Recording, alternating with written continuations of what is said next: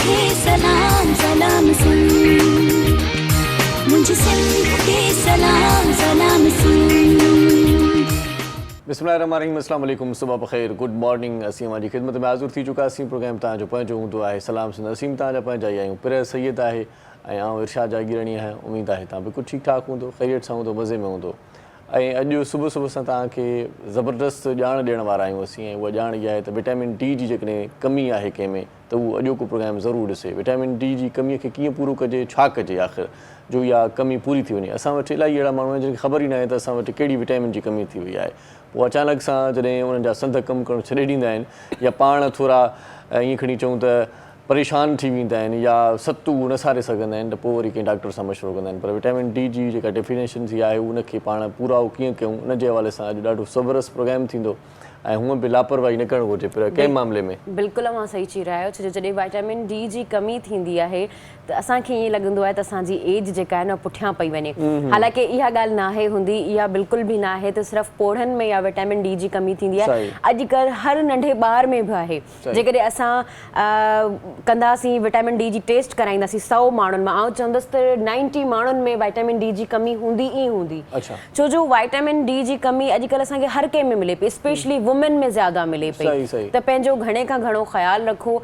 ऐं असां अक्सर इहो ॿुधंदा आहियूं, नंढे हूंदे खां ॿुधो आहे, साइंस जे बुक में बि पढ़ियो आहे त जेकॾहिं विटामिन डी जी कमी आहे त सुबुह जो जल्दी उथी करे सिज जी रोशनी वठो। त उहा बि ज़रूरु वठंदा करियो, इन सां तव्हांजी सिहत बि सुठी रहंदी। वॉक करियो, एक्सरसाइज़ करियो। उन टाइम ते जेका सनराइज़ थींदो आहे, उन टाइम ते जेके किरणा हूंदा आहिनि सिज जा, उहे अव्हांखे जेकॾहिं लॻंदा त मुंहिंजे ख़्याल सां विटामिन डी जी मिलंदी। पर उन सां गॾोगॾु ख़्यालु रखिणो आहे। उन सां गॾोगॾु अव्हांखे जेकॾहिं अव्हांजी एज वॾी पई थिए त काफ़ी कैप्सूल वग़ैरह काफ़ी शयूं हूंदियूं आहिनि। असां डॉक्टर न आहियूं, असां ॾाढा सुठा डॉक्टर घुराया आहिनि ऐं लास्ट टाइम बि घुराया हुआ, हींअर बि घुराया आहिनि। त उन्हनि सां असां ॻाल्हाईंदासीं, उन्हनि खां तव्हांखां पुछंदासीं। जो असां जेका मालूमात तव्हांखे ॾींदासीं उहा सरसरी जेको आम हर माण्हू ॾेई सघे थो, पर जेके डॉक्टर अव्हांखे ॿुधाए सघनि था, डॉक्टर जे तरीक़े सां ब्रीफ करे सघनि था, उहो मुंहिंजे ख़्याल सां आम माण्हू नथो करे सघे। मुस्तनद राय हूंदी। ऐं अॼोको प्रोग्राम जेको सेगमेंट आहे इहो स्कॉटमैन फार्मास्यूटिकल जे ताउन सां तव्हांजी ख़िदमत में पेश कयो पियो वञे। ऐं विटामिन डी जा जेकॾहिं तव्हांखे कैप्सूल घुरिजनि त सनी डी बि मार्केट में मौजूदु आहे, इहो बि तव्हांखे ॿुधाए छॾियूं। हाणे पाण डॉक्टर साहिब सां कचहरी कंदासीं ऐं उनखां पुछा कंदासीं त अलामतूं कहिड़ियूं हूंदियूं आहिनि, विटामिन डी जेकॾहिं असां में कमी आहे त कहिड़ी निशानी आहे, छो थींदो आहे, छा करणु घुरिजे। केरु आहे असां वटि तव्हांखे ॿुधाईंदो? जी आउं ॿुधायां थी। प्रोफेसर अमानुल्लाह अब्बासी साहब प्रोग्राम में मौजूदु आहिनि। अव्हांखे प्रोग्राम में भलीकार चऊं था। पाण डाओ में लेक्चरर बि आहिनि, पढ़ाइनि बि था, प्रोफेसर आहिनि ऐं उन खां अलावा ॾाढा सुठा डॉक्टर बि आहिनि। उन्हनि सां ॾाढी सुठी गुफ़्तगू थियण वारी आहे। ऐं जेको प्रोफेसर हूंदो आहे न, उन्हनि खे वरी वधीक ख़बर हूंदी आहे। छो जो डॉक्टर हिकिड़े दफ़ा पढ़ी वरितो, मे बि उहे रिसर्च कंदा हुजनि, पर प्रोफेसर जेके आहिनि उहे पढ़ाई जे टच में रहंदा आहिनि। छो जो उन्हनि खे ॿारनि खे पढ़ाइणो हूंदो आहे त उहो पाण खे सुठे खां सुठी तयारी करण में हूंदा आहिनि। इहो ॿुधायूं जेके तव्हां सिंध टीवी न्यूज़ जे टच में बि आहियो, न्यूज़ ॿुधंदा आहियो या ॾिसंदा आहियो, असांजो चैनल सिंध टीवी न्यूज़ हिकिड़ो ज़बरदस्त चैनल आहे। उन चैनल ते लाइफ लाइन प्रोग्राम हलंदो आहे।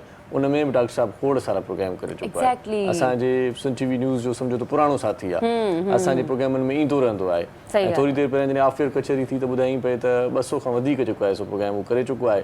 ऐं ॾाढो सुठो प्रोग्राम हूंदो आहे। उन में ज़िंदगीअ जा जेकी बि मसइला आहिनि, मामला आहिनि, ख़ासि तौर ते मर्ज़ आहिनि, उन्हनि ते तमामु घणी सुठी जाम डिस्कस थींदी आहे। सो अॼु बि डिस्कशन कंदासीं त विटामिन डी जी कमीअ खे पूरो कीअं कजे। सभ खां पहिरियों डॉक्टर साहिबु तव्हांखे भलीकार चऊं था। बड़ी महिरबानी तव्हांजी, तव्हां क़ीमती वक़्तु सीड़ायो, असांजे प्रोग्राम में आयो। हाणे मूंखे रुॻो इहो ॿुधायो त छा आहे विटामिन डी जी कमीअ खे कीअं पूरो कजे, अलामतूं कहिड़ियूं आहिनि? ॾिसो, पहिरीं ॻाल्हि इहा आहे त विटामिन डी खे जेकॾहिं आउं हिकिड़े सिंपल सेंटेंस में समेटियां त vitamin D is a life. तव्हांजी बॉडी जो 99% जेको फंक्शन आहे उहो विटामिन डी ते ई डिपेंडेंट आहे। 99%। हाणे जेकॾहिं तव्हां स्किन खां वठी शुरू कयो, तव्हांजा हेयर्स आहिनि, उन खां पोइ तव्हांजी बोन्स आहिनि, मसल्स आहिनि, उन खां पोइ अंदरि विसरास था अचनि जंहिंमें तव्हांजो लिवर अचे थो, हार्ट अचे थी, इवन ब्रेन अचे थो, इवन GIT अचे थी, इवन तव्हांजो यूरिनरी ब्लेडर आहे, इवन तव्हांजो जेके बोन्स जे अंदरि इवन मिनरल्स आहिनि जेके बि, सभु विटामिन डी ते ई डिपेंडेंट आहिनि। हाणे सवाल इहो आहे त विटामिन डी जी डिफिशंसी जेकॾहिं बचपन खां वठी, पहिरीं ॻाल्हि जीअं प्रिय शायदि नालो आहे त इन्हनि जी पहिरियों ॿुधायो पए त सिर्फ़ु ओल्ड एज जो इहो प्रोसेस न आहे। यंग जेके चिल्ड्रेन्स आहिनि, इवन इन्फेंट्स आहिनि, इवन प्रेगनेंसी आहे या इंट्रा यूट्राइन लाइफ आहे, सभिनी में विटामिन डी जो रोल आहे। विटामिन डी जेकॾहिं ॿारनि में डिफिशेंट थींदी, जेके इन्फेंट्स हूंदा आहिनि त उन्हनि खे रिकेट्स थींदो आहे। तव्हां ॾिठो हूंदो ॼंगूं टेढ़ियूं थी वेंदियूं, तव्हां काफ़ी ॾिठा हूंदा। त उन खां पोइ जेकॾहिं अञा कुझु वधीक थोरो चङो भलो चाइल्ड जेकॾहिं उनजी उमिरि इन्फेंट खां चढ़ी 2 साल खां 12 सालनि जे विच में अचे थी त उन में ऑस्टियोमलेशिया थींदी आहे। ऑस्टियोमलेशिया यानी तव्हांजे बोन्स में न उन में ताक़त हूंदी, न उन में मज़बूती हूंदी, बिल्कुलु ढिली बाडी हूंदी ऐं उहो टेढ़ो थी हलंदो। जे हिकिड़ी त हूंदियूं आहिनि टंगूं पूरियूं टेढ़ियूं थी वञनि, ॿियो आहे टेढ़ाइप सां हलणु। हिकिड़ो त ॼंग जंहिंमें फिरी वेंदी आहे, हिन में ॼंगूं फिरंदियूं त न आहिनि पर बोन्स में ताक़त न हूंदी आहे, इन खे असां ऑस्टियोमलेशिया चवंदा आहियूं। इहो एडल्ट्स में बि थी सघे थो ऑस्टियोमलेशिया। वरी जेकॾहिं ओल्ड एज ते अचूं, जेकॾहिं उन में डिफिशंसी थी वेंदी त पोइ ऑस्टियोपोरोसिस थींदी, जंहिंखे ब्रिटल बोन्स बि चइबो आहे, यानी बोन्स ब्रेक थींदा, फ्रैक्चर थींदा, यानी हॾी जल्दी टुटी पवंदी। पोइ उहे तव्हां ॾिठो हूंदो काफ़ी माण्हुनि जी जेकी ढकण आहे फीमर बोन जो, इन जो फ्रैक्चर थींदो आहे काफ़ी माण्हुनि में। त इहे बिग डिज़ीज़िस आहिनि जेके थींदियूं आहिनि, इहे त तव्हांखे स्क्रीन ते नज़र अचनि थियूं। ॿियूं अहिड़ियूं डिज़ीज़ आहिनि जेके अनस्क्रीन हूंदियूं आहिनि विटामिन डी डिफिशंसी जे करे। उन में तव्हांजो जेकॾहिं आउं शुरूआति कयां ब्रेन खां वठी, त ब्रेन में फाले जा चांसिस वधी वेंदा आहिनि जंहिंजी विटामिन डी डिफिशेंट हूंदी। स्ट्रोक जंहिंखे चवंदा आहियूं असां, अधरंग, सॼो रंग अधरंग।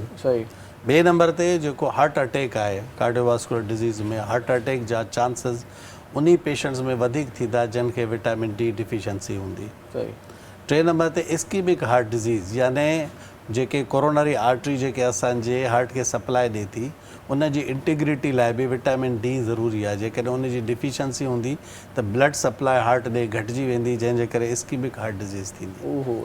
ॿियो जेके तव्हांजूं आर्टरीज़ आहिनि उन्हनि जी अंदरि जेकी ल्यूमिन आहे उन जी इंटीग्रिटी बि इन ते डिपेंडेंट आहे।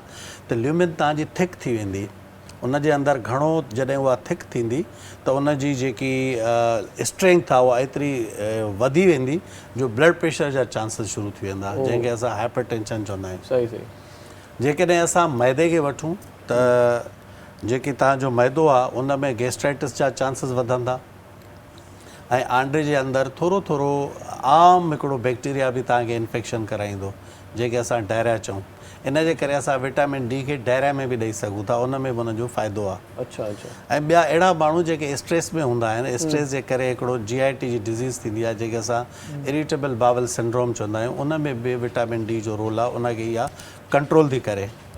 इन खां अलावा जेके इन्फ्लेमेटरी बावल डिज़ीज़ आहे, जंहिंमें विटामिन डी जी डिफिशंसी हूंदी, उन में इन्फ्लेमेटरी बावल डिज़ीज़ आंडे जे अल्सर्स ऐं उन जी खून जी बीमारी थींदी आहे, जंहिंखे असां IBD चवंदा आहियूं, इन्फ्लेमेटरी बावल डिज़ीज़। उन जा चांसिस बि वधी वेंदा ऐं तव्हांजी मसल में उहा स्ट्रेंथ न रहंदी, उन जे अंदरि ताक़त न रहंदी, यानी मसल तव्हांजी बिल्कुलु फ्लैसिड जीअं हिकिड़ो आम हिकिड़ो सॉफ्ट जीअं कप हुजे उएं थी वेंदी, तव्हांजे मसल में का पावर या ताक़त न हूंदी।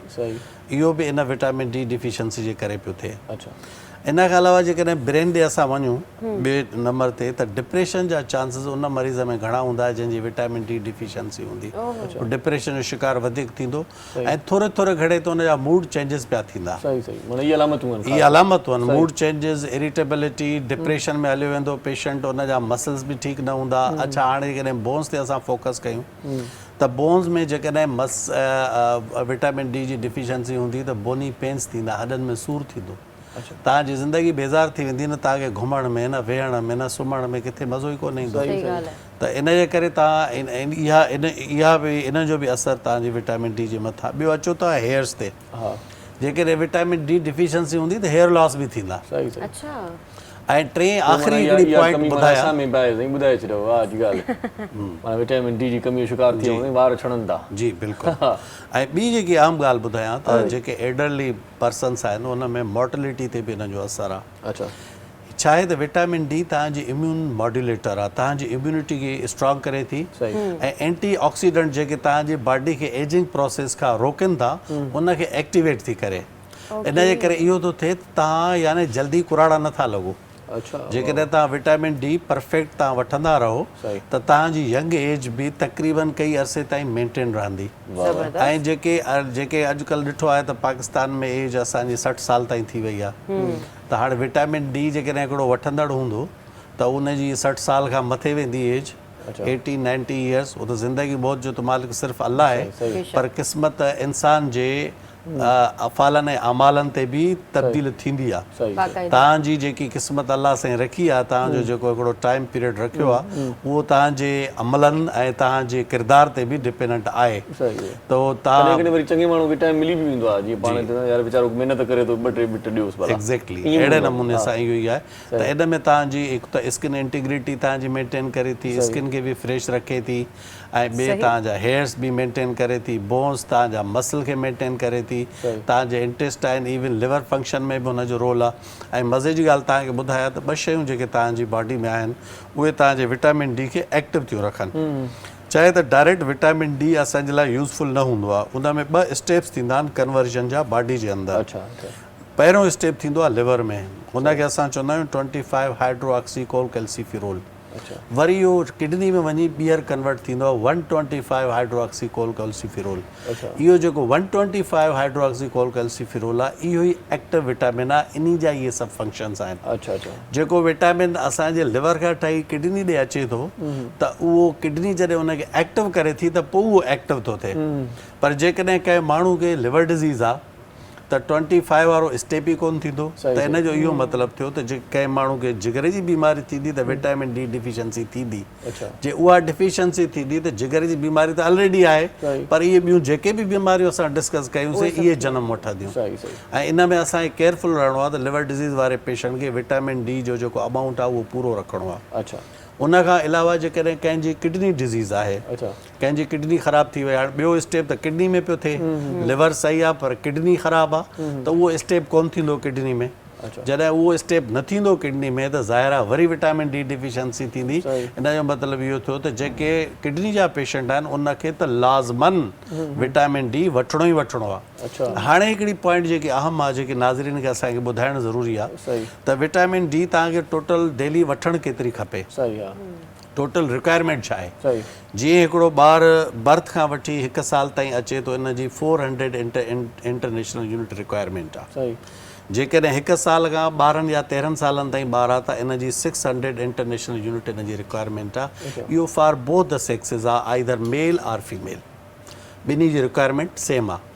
उन खां पोइ जॾहिं तव्हां एडल्ट्स ओल्ड में अचो था, 13 साल खां 70 साल ताईं असां कयूं त उन जी आहे 600 इंटरनेशनल यूनिट।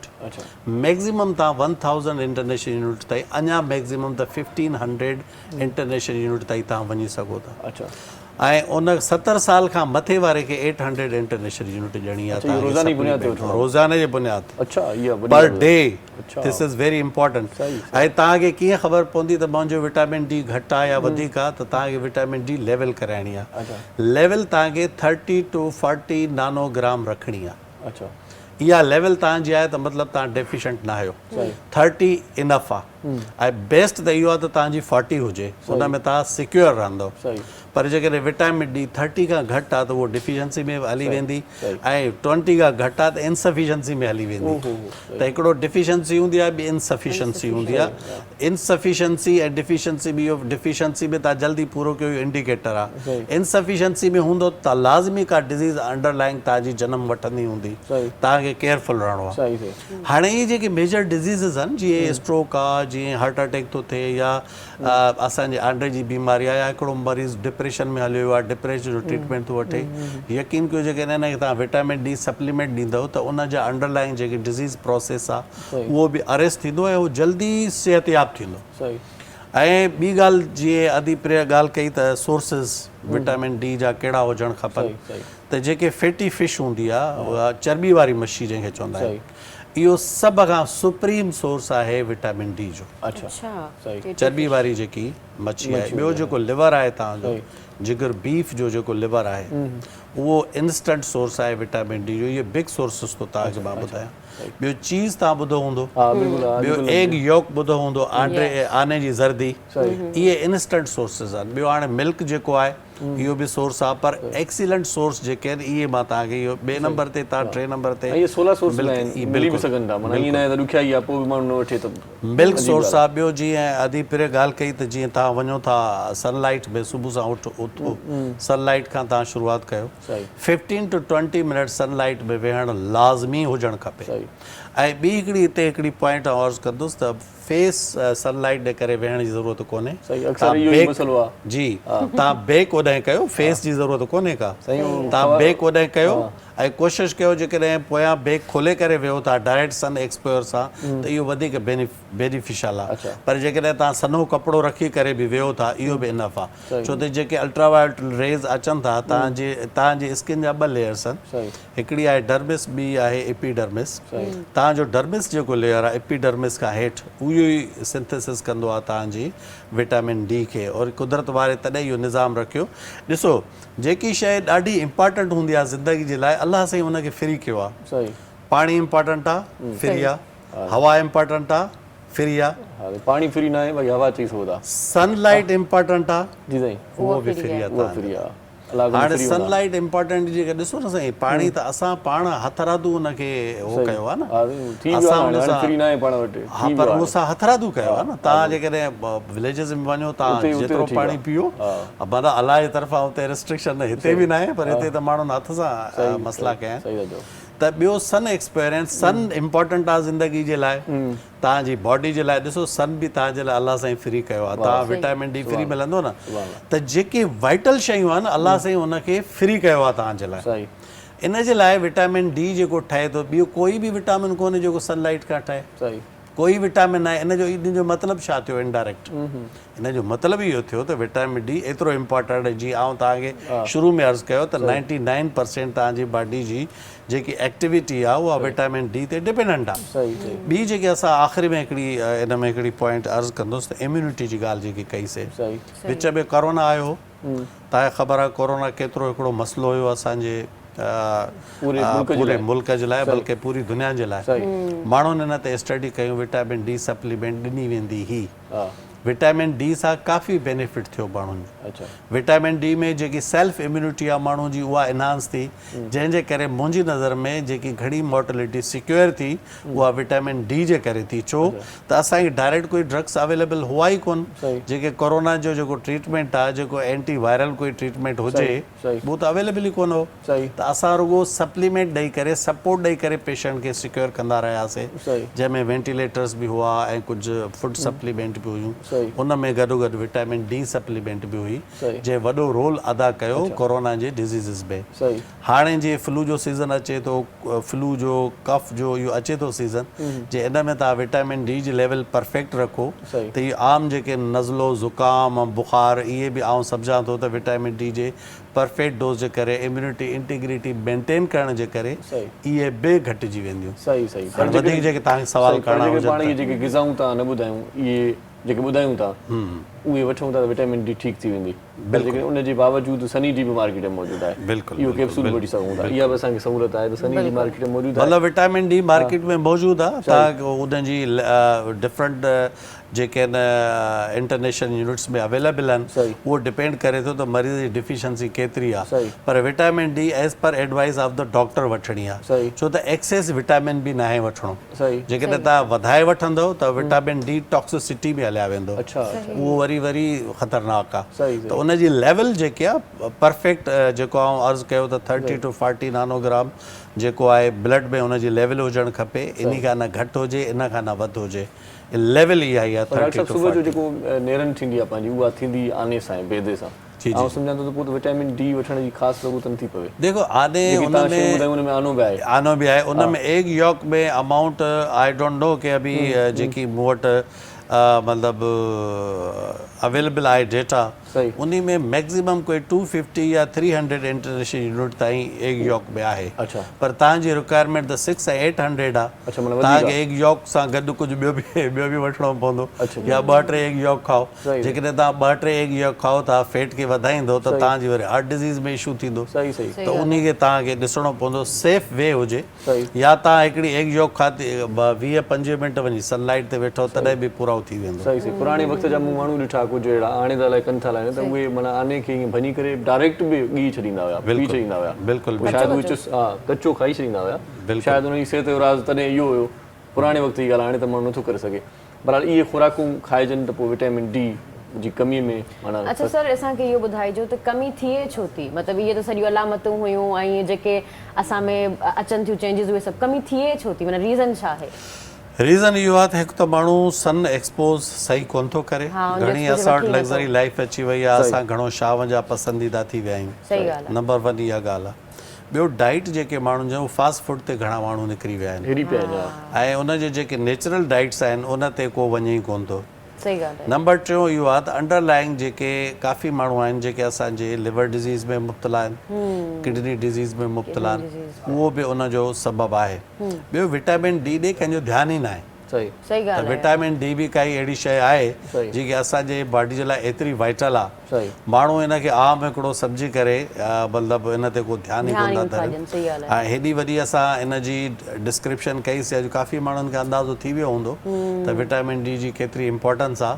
पर मार्केट में जेकी शयूं मिलनि थियूं उन्हनि में बि कुझु ॿियूं विटामिन्स आहिनि पर विटामिन डी न हूंदी आहे। हा एग्ज़ैक्टली, अमूमन ईअं ई हूंदो आहे त विटामिन मल्टीविटामिन में जेकॾहिं अमाउंट हूंदो आहे त उनजो घटि हूंदो आहे। त विटामिन डी प्योर अमाउंट में मार्केट में बि अवेलेबल आहे, पर हिकिड़ो माण्हू जेको अफोर्ड नथो करे सघे उनजे घर में बि अवेलेबल आहे। अंडा त हर घर में आहिनि, सनलाइट त हर घर में आहे। अच्छा सर, अंडे सां ॻाल्हि यादि आई त अगरि जेकॾहिं बेदो असां बॉइल करे ठाहियूं या हिकिड़ो तरे जेको ठाहिबो आहे, फ्राई करे ठाहिबो आहे, ॿिन्हिनि में उहा ई न्यूट्रिशन आहिनि या न? जेको तरे करे खाइबो न उन में फैट बि अची वेंदी, उहो वधीक बेनिफिट ॾींदो।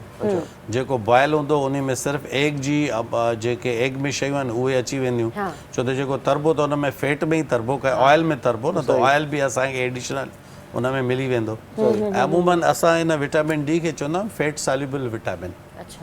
हिकिड़ा विटामिन अहिड़ा हूंदा आहिनि जंहिंखे असां फैट सॉल्युबल चवंदा आहियूं। उसमें उन में विटामिन ए, डी, ई, के, इहे 5 विटामिन आहिनि जेके फैट सॉल्युबल आहिनि। ऐं फैट सॉल्युबल विटामिन में ज़रूरी आहे तव्हांजो फैट जो अमाउंट बि सही हुजणु खपे। त इन जे करे जेको तरियल अंडो आहे उहो बि गुड आहे, पर इहो डिपेंड करे थो त जेको पर्सन जेको उनखे खाए थो छा उनखे काई हार्ट डिज़ीज़ त न आहे या का ॿी का डिज़ीज़ त न आहे। इन जे करे मूं इहो ई अर्ज़ु कयो त डॉक्टर जो मशवरो इंतिहाई ज़रूरी आहे। विटामिन डी केतिरी वठणी आहे, केसि ताईं वठणी आहे, डोज़ छा आहे, इहो कंहिं डॉक्टर जे मशवरे सां हुजणु इंतिहाई ज़रूरी आहे। बाक़ी इहो पंहिंजे लेखे इंसान वठी छॾे इहो ॾाढो मसइले में बि अची सघे थो। एग्ज़ैक्टली। अच्छा, इहो बि ॿुधाइजो त विटामिन डी जी जेकॾहिं कमी थी वञे थी त पोइ टेस्टूं कहिड़ियूं कहिड़ियूं अचनि थियूं हुनजूं? ॾिसो, विटामिन डी जी टेस्ट में न काफ़ी डिबेट्स आहिनि। डिबेट्स इहे आहिनि त जीअं मूं अर्ज़ु कयो, एक्चुअल विटामिन डी जूं 5 सब टाइप्स आहिनि, D1, D2, D3, D4 ऐं D5। हाणे मसइलो इहो आहे त लेबॉर्ट्रीज़ जेके डिफरेंट लेबॉर्ट्रीज़ आहिनि उहे जेके टेस्ट कनि था उनखे एक्टिव फॉर्म में, जेको असांजे लाइ त इम्पॉर्टेंट आहे त एक्टिव या प्री एक्टिव जेको पहिरियों फॉर्म हो उन जी लेवल थिए त जंहिंमें असांखे एग्ज़ैक्ट ख़बर पए।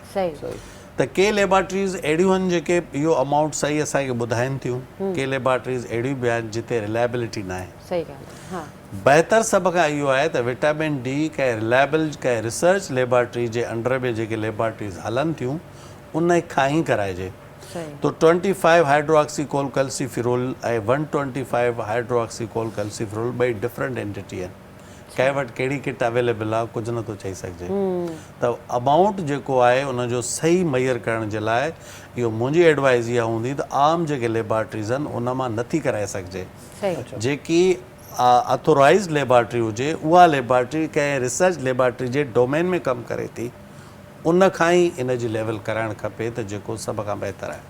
जीअं यूनिवर्सिटीज़ जूं तव्हांजूं लेबॉर्ट्रीज़ आहिनि, जीअं तव्हांजी डाउ यूनिवर्सिटी आहे, लियाकत यूनिवर्सिटी आहे, चांटका मेडिकल कॉलेज यूनिवर्सिटी आहे, जेके यूनिवर्सिटीज़ आहिनि उन जे डोमेन में जेके लेबॉर्ट्रीज़ आहिनि उन खां कराए सघिजे थी इन जी लेवल, जेकी मुंहिंजी रिकमेंडेशन आहे। सही। इन कमी जो शिकार कहिड़ी उमिरि जा माण्हू वधीक थियनि था?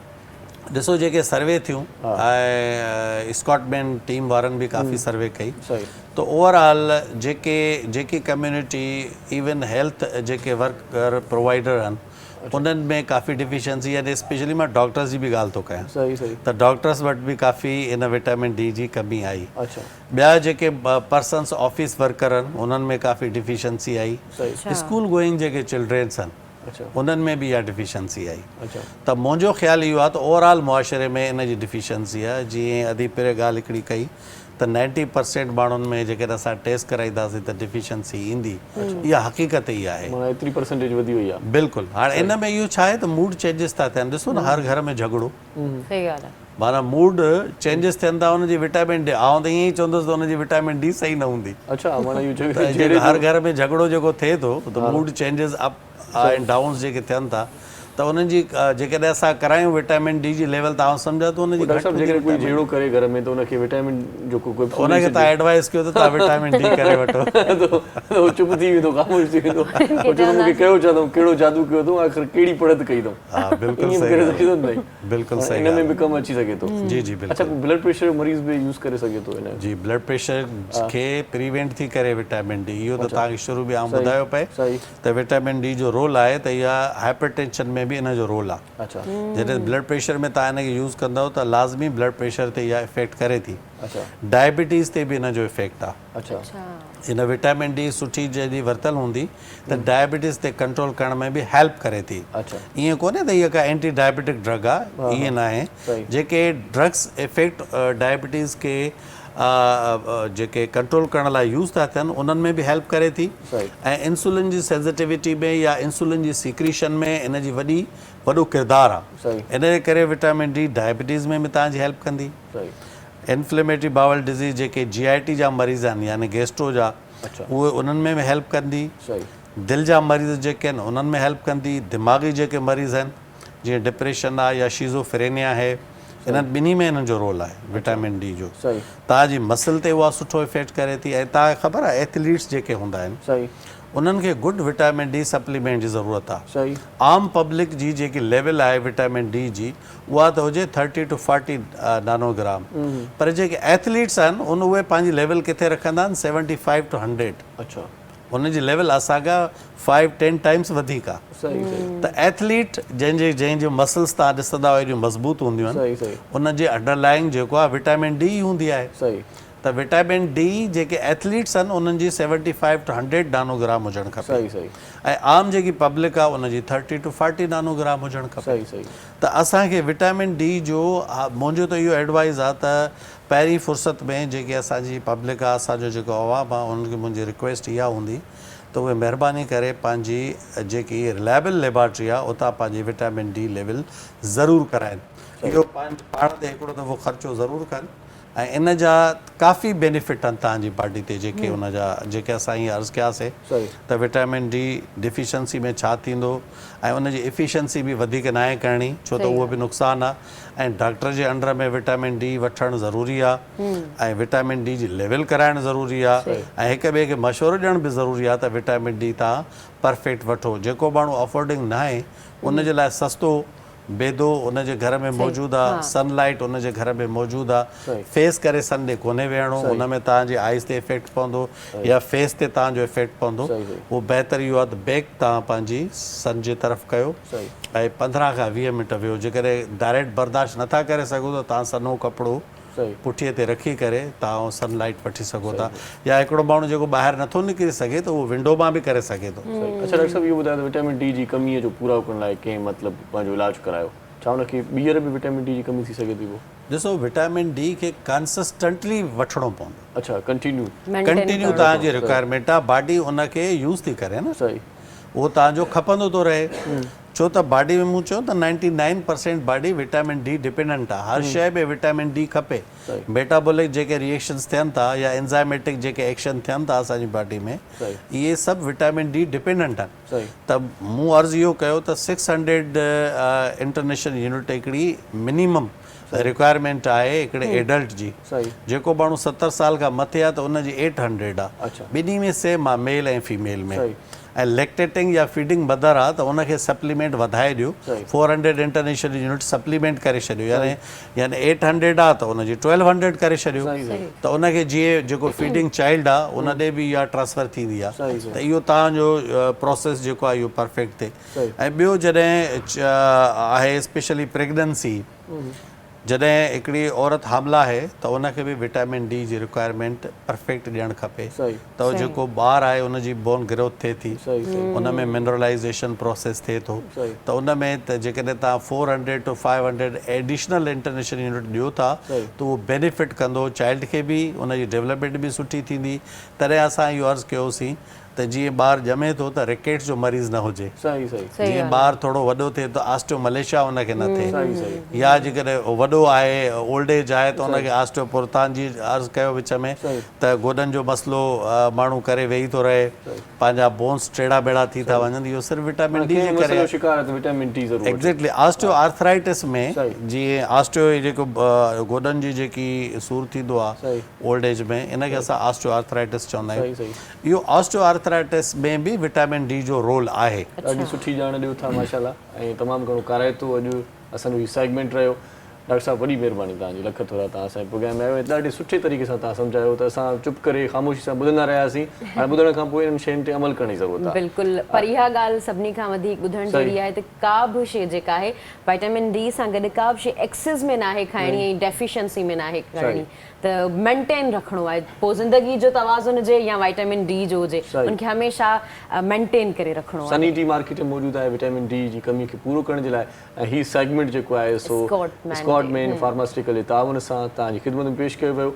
हाणे पाण वधंदासीं प्रोग्राम में मामूल जी तरफ़ ॾे, ऐं केरु केरु ॿियो महिमान हूंदो या केरु केरु महिमान हूंदा, राग रंग बि हूंदो, पर इन जे लाइ पाण वठंदासीं हिकिड़ो शॉर्ट कमर्शियल ब्रेक। असां सां गॾु रहिजो, ॾिसंदा रहिजो। सलाम सिंध। मुझे सिंध के सलाम सलाम सिंध, मुझे सिंध के सलाम सलाम सिंध। सलाम सिंध में हिकु भेरो वरी तव्हांखे भलीकार चऊं था। मामूल जो प्रोग्राम स्टार्ट कयूं था, ऐं इन खां पहिरियां तव्हांखे ॿुधाईंदासीं त अख़बार छा थी चए। रोज़ानी जीजल अख़बार में हक़ ऐं सचु लिखियलु हूंदो आहे। इलाइक़े जूं ख़बरूं ॼाणणु चाहियो था, पंहिंजे मुल्क जूं ख़बरूं ॼाणणु चाहियो था, या मुल्क खां ॿाहिरि जूं ख़बरूं ॼाणणु चाहियो था, त पोइ रोज़ानी जीजल अख़बार पढ़ंदा कयो। रोज़ानी जीजल अख़बार जेका कराची, हैदराबाद ऐं सखर मां हिकु ई वक़्तु शाया थींदी आहे। इन अख़बार जो chief editor doctor Abdul Karim Rajpar साहिबु आहे। अॼु अख़बार में सुर्खियूं कहिड़ियूं आहिनि पिरे तव्हांखे ॿुधाईंदी। कल्ह क्रिकेट जे हवाले सां बि तमामु घणी ख़ुशख़बरी मिली त पाकिस्तान फाइनल में पहुची वियो आहे। इहा ॾाढी ज़बरदस्त ॻाल्हि आहे। हाणे ॾिसूं त वर्ल्ड कप खटे सघे थो या न, इन जे लाइ अञा बि पाण खे जुस्तजू करणी पवंदी, महिनत करणी पवंदी। दुआऊं त बेशुमार आहिनि, पर ॾिसूं त रांदीगरनि में केतिरो माना स्टैमिना आहे, ऐं रांदीगर कहिड़ी महारत, छो त इन क्रिकेट में बि जेको खटण जो जेको सिलसिलो आहे उहो ट्रिक्स सां थींदो आहे। हाणे ॾिसूं त छा थो चवे असांजो जेको आहे सो जेको कप्तान आहे, उहो जेकॾहिं पंहिंजे जेको आहे ॿिया रांदीगर आहिनि उन्हनि खे जेकॾहिं जज़्बो ॾियारे थो त आउं सम्झां थो त पाकिस्तान इनशाला खटे वेंदो। तव्हां सही था चओ। हिकिड़ो मूं इहो बि ॿुधो त जेके स्ट्रॉन्ग खिलाड़ी आहिनि उहे कप्तान न थियणु खपनि। सिर्फ़ु कप्तान त पोइ मैनेजमेंट में हूंदो आहे, हिनखे हीउ करिणो आहे, हिनखे हू करिणो आहे, सॼी मैनेजमेंट में हूंदो आहे। पर तव्हांखे इहा ॻाल्हि ॿुधाईंदी हलनि, जेकर इहे तव्हांखे माना हॉट न्यूज़ ॿुधणियूं आहिनि या पढ़णियूं आहिनि, ॿुधणियूं आहिनि त सिंध टीवी न्यूज़ ते वञिजो। जेकॾहिं पढ़णियूं आहिनि त तव्हां डेली जीजल पढ़जो। पंहिंजी वेबसाइट ॿुधाईंदी हलां www.dailyjijal.com मुंहिंजी वेबसाइट आहे। ऐं जेकॾहिं अॼु जो ॾींहुं ॿुधाईंदी हलां त अॼु ॾींहुं ख़मीस आहे ऐं 10 नवंबर आहे 2022 ऐं 14 रबिल सानी आहे। ऐं पहिरीं जेकॾहिं ख़बर जी तरफ़ वञा त पहिरीं ख़बर में इहा ई ॻाल्हि ॿुधाई वई आहे त शाइननि जी शानदार उॾाम केवीज़ ते कड़की सेमीफाइनल में शिकस्त।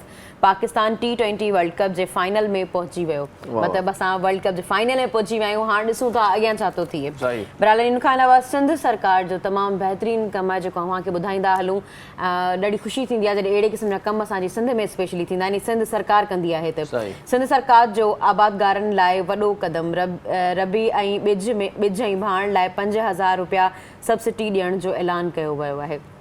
सुठी ॻाल्हि आहे। अला करे इहा शइ थिए सही, सिर्फ़ु ऐलान ताईं महदूद न हुजे, इहा ॻाल्हि थियण बि खपे। सही ॻाल्हि आहे। इन खां सवाइ तव्हांखे ॿुधायां त क़ौमी टीम जे कप्तान बाबर आज़म हिकु ॿियो एज़ाज़ हासिलु करे वरितो। ऐं इन खां सवाइ इमरान ख़ान मैच खां अॻु पाकिस्तान लाइ नेक ख़्वाहिशुनि जो पैगाम जारी करे छॾियो आहे। ख़ान साहिबु चयो आहे त क़ौमी टीम असांजी ॾाढी भली आहे ऐं क़ौम जी तरफ़ां बाबर आज़म ऐं पाकिस्तान टीम खे वाधायूं ॾियां थो। इमरान ख़ान साहिबु इहो चवणु आहे। उमेदु आहे त तव्हां आख़िरी बाल ताईं विढ़ंदा। क़ौमी टीम जे नाले ते ट्वीट में इज़हार। तो ख़ान साहिब जेको ट्वीट आहे उहो रांदीगरनि खे उत्साह बख़्शींदड़ आहे। रांदीगरनि में हिकिड़ो जज़्बो आहे, छो त ख़ान साहिबु वर्ल्ड कप खटींदड़नि में शामिलु आहे, खटींदड़ आहे। सो कुझु वरी मीम्स वग़ैरह बि ठहिया आहिनि हिन खां पोइ।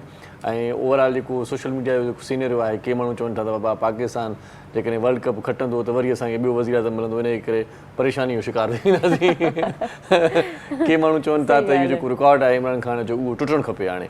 ऐं बाबर आज़म तमामु घणी सुठी महिनत करे थो। ॾिसूं था त इहो इमरान ख़ान साहिब खां पोइ इहो रिकॉर्ड हासिलु करण में या हुनजो रिकॉर्ड तोड़ण में कामयाबु थिए थो या नथो थिए। ऐं भारत जो ज़ख़्मी कप्तान रोहित शर्मा, पोइ छो त हाणे इहो सीनियर ठही वियो आहे न, त जेकॾहिं वर्ल्ड कप खटे थो त उहो ई माना वर्ल्ड कप जी जेका आहे सा ॻाल्हि करे करे करे ख़ान साहिब हिते पहुतो आहे। सही उहो चवंदा असांखे वरी ॿियो वज़ीर आज़म बि क्रिकेट मां ई मिली वेंदो, मसइलो थी वेंदो। सो भारत जो ज़ख़्मी कप्तान रोहित शर्मा अॼु सेमीफाइनल खेॾंदो ऐं भारतीय टीम जे नेट सेशन जी वीडियो जेको आहे ट्वीट ते जारी कई वई आहे। इन खां सवाइ आलमी ख़बरुनि ते थोरी नज़र विधीसीं ऐं हाणे पाण तव्हांखे ॿुधायूं त शोबिस जो पेज छा थो चवे। लाहौर जी स्टेज अदाकारा हुस्ना सां मुबैना ज़्यादती जो केस दाख़िल कयो वियो आहे। अशरफ शाह नाले शख़्स फार्म हाउस ते घुरायो ऐं ज़्यादती कई, इहो चवणु आहे हुस्ना जो। ऐं शोबिस इंडस्ट्रीअ में हर शइ फ्रॉड आहे। हुस्ना जा मायूस ट्वीट्स हुन खां पोइ अची विया आहिनि। ऐं इंडस्ट्री में घणा माण्हू कूड़ा आहिनि ऐं घणियूं शयूं हक़ीक़त जे उबतड़ आहिनि। तव्हांजे ख़िलाफ़ु हिकमत अमली तयारु करे हिकु दास्तान घड़ियो वेंदो आहे। पाकिस्तानी शोबिस इंडस्ट्री जी ख़ूबसूरत अदाकारा अशना शाह जो इहो चवणु आहे शोबिस इंडस्ट्रीअ में हर शइ फ्रॉड आहे। वाकई ईअं आहे त कोन?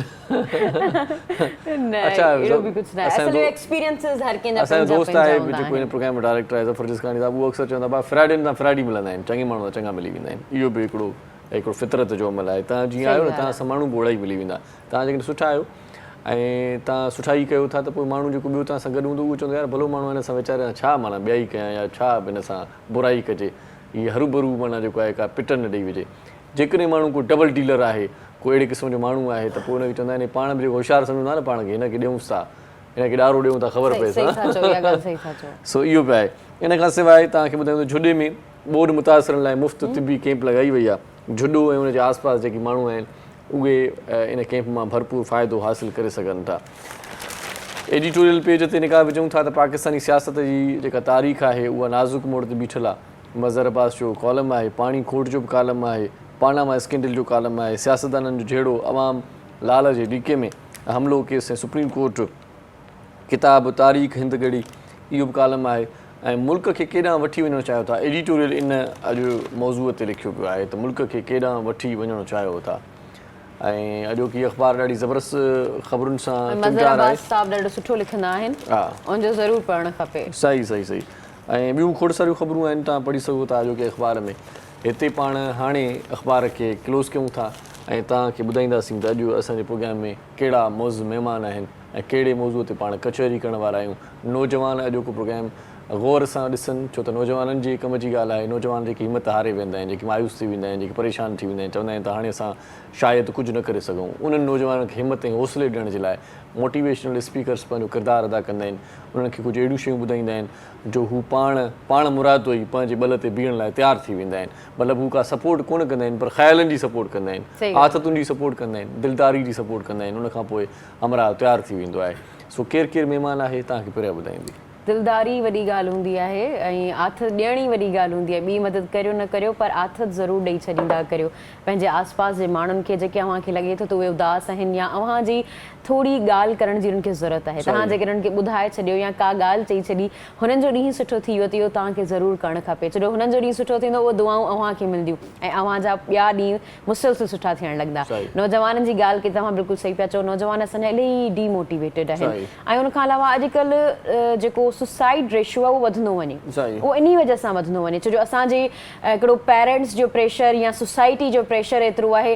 हालांकि उहो प्रेशर नथा चई सघूं, उन्हनि जी त ख़्वाहिश आहे त असांजा ॿार या बचा, पेरेंट्स करे ग़लति न आहिनि चाहींदा, उन्हनि जी हमेशह इहा ख़्वाहिश हूंदी आहे त असांजा बचा असांजे करे उन उहिदे ते न आहियूं पहुची सघिया त असांजा बचा उहो कमु कनि, असांजा जेके ॿार आहिनि उहे उन उहिदे ते पहुचनि, त हुननि जी हिकिड़ी ख़्वाहिश हूंदी आहे। पर नौजवान उन टाइम ते हूंदा आहिनि, सिचुएशन में हूंदा आहिनि त उन्हनि खे उहा शइ प्रेशर लॻंदी आहे त उन प्रेशर में हू चवंदा आहिनि सोची सम्झी कमु वठण खां बजाए पाण खे जेको आहे नुक़सानु पहुचाईंदा आहिनि। असां वटि मोहबतूं बि घटिजी वियूं आहिनि, पाण पंहिंजनि खे टाइम ॾियणो छॾे ॾियणो आहे, पाण पंहिंजे नंढनि ते ई टाइम न ॾींदा आहियूं, बुज़ुर्गनि खे टाइम न ॾींदा आहियूं, पाण पंहिंजे लाइ टाइम नथा कढूं। सही ॻाल्हि आहे। जेको आहे कम्युनिकेशन जो जेको गैप आहे न उहो बि मायूस कंदड़ आहे।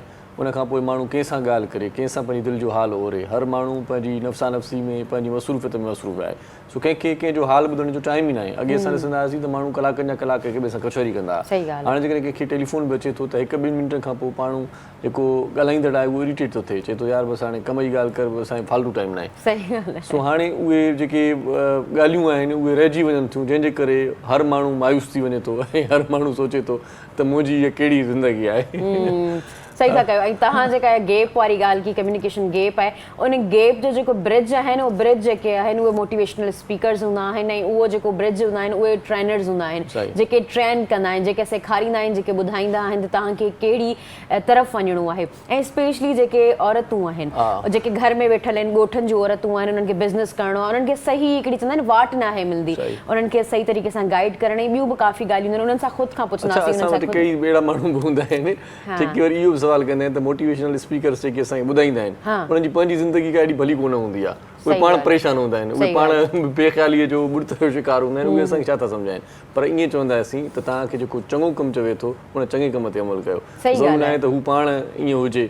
पाण करे ॾिसंदा आहियूं उस्ताद असांखे जेको पढ़ाईंदो आहे 6 क्लास में 7 क्लास में, पाण 8 में लाइ वेंदा आहियूं, 9 में वेंदा आहियूं, पर उस्ताद 6 खे ई पढ़ाईंदो आहे। माना असां चऊं त उस्ताद असांखां पोइ थी वियो, ईअं न आहे। पाण उस्ताद जेको पढ़ायो आहे या जेको सम्झाए थो, जेको चङी ॻाल्हि करे थो, उन ते पाण खे अमल करणो घुरिजे। इहा ॾाढी सुठी ॻाल्हि की तव्हां त, माना असांजी इहा ॻाल्हि ज़हन में थींदी आहे त उस्ताद पुठियां थी वियो, असां माना अॻियां वधंदा वञूं, अॻियां क्लास में पढ़ंदा वञूं, उस्ताद पुठियां थी वियो, ईअं न आहे हूंदो। उन्हनि जी जेके सुठियूं ॻाल्हियूं आहिनि, चङियूं ॻाल्हियूं आहिनि, उन ते अमल करियो।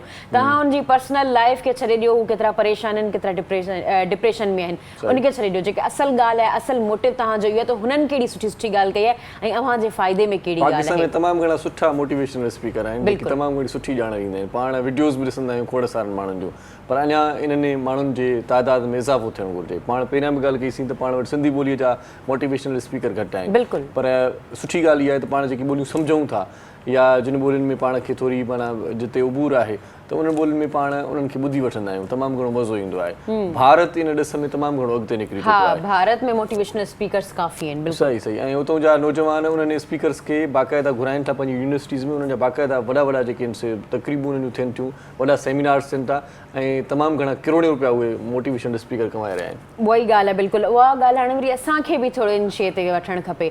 भारत में उन्हनि माण्हुनि खे इज़त मिले थी, मोहबत मिले थी, उन्हनि खे वधीक उत्साह मिले थो।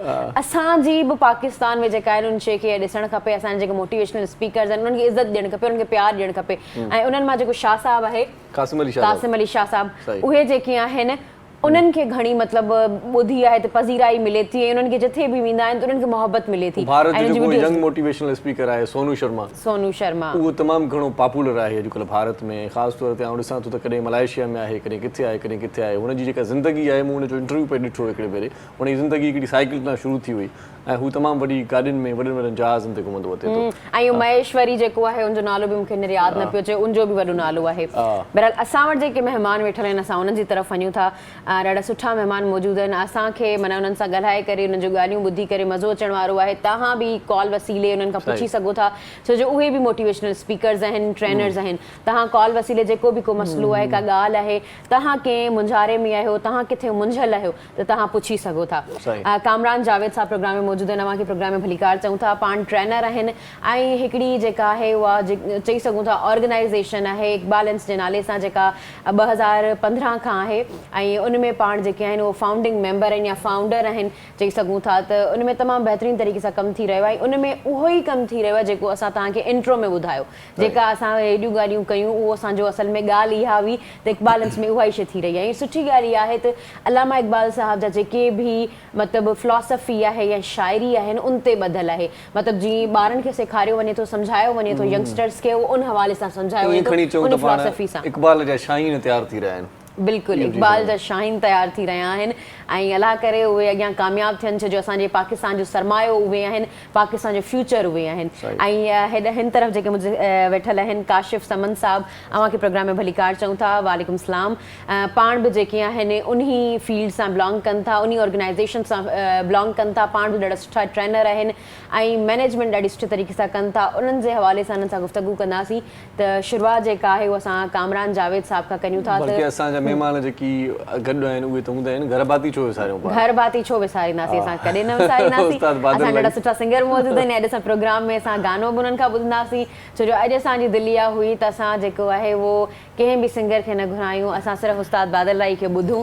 उस्ताद बादल लाई प्रोग्राम में मौजूदु आहिनि, असांजे सच्चा साथी आहिनि। अव्हांखे प्रोग्राम में भलीकार चऊं था। मोहम्मद अली साहब ढोलक ते आहिनि, अव्हांखे प्रोग्राम में भलीकार चऊं था। उस्ताद बादल लाई ॾाढो सुठो ॻाईंदो आहे, रेडियो टीवी जो मशहूरु ऐं मक़बूल फ़नकार आहे। असांजी ख़ुशकिस्मती आहे जो असांजे प्रोग्राम जो हिसो हूंदो आहे। मुंहिंजी दिलि चाहे थी त सभ खां पहिरियां कुझु मतिलबु मूड खे मटाइजे, छो त पंहिंजो पहिरियों ब्रेक उहा रहियो आहे, उहो तमामु घणो ॼाण वारो हुयो। सो थोरो ईअं चऊं था त पंहिंजी दिलि खे बि विंदराइजे। उस्ताद बादल राई खे ॿुधूं था त पोइ कचहरी कयूं, छा ख़्यालु आहे? हा छो न, वाह वाह कजो उस्ताद साईं। सोने पे सुहागा। प्यार बुखारी पल मशवरो माण्हुनि ॾिनो, पुरज़ा थी पवंदे चरिया दहकी चयो दिल, मूं चयो मुश्किल जानी इश्क बिना जिया,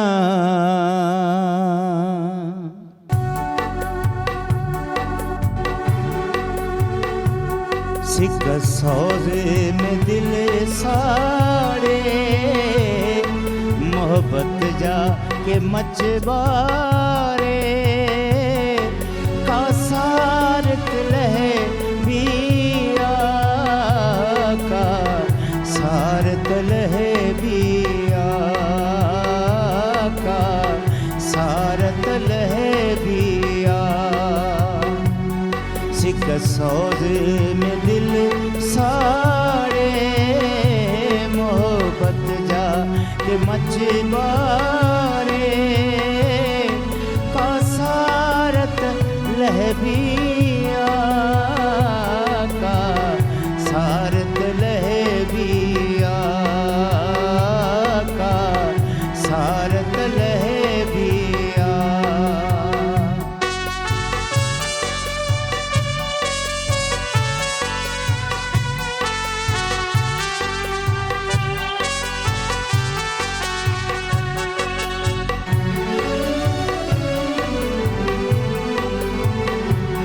दिलवारे अजूबे खे मन प्यार जे तोहफे खे,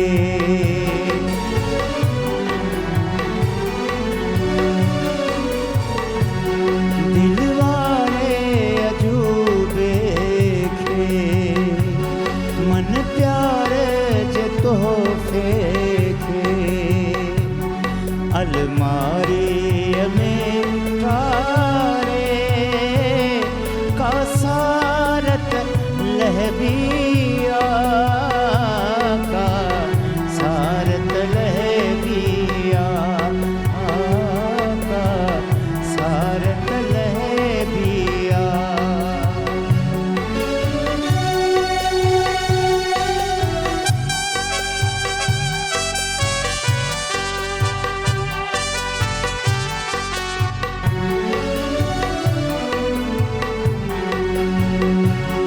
आड़ाह में उबरा थो, मन प्यार में पजरा थो, आड़ाह में उबरा थो, मन प्यार में पजरा थो, राह वींदो रोआरे है, राह वींदो रोआरे, का सारत लहबिया, का सारत लहबिया, का सारत लहबिया।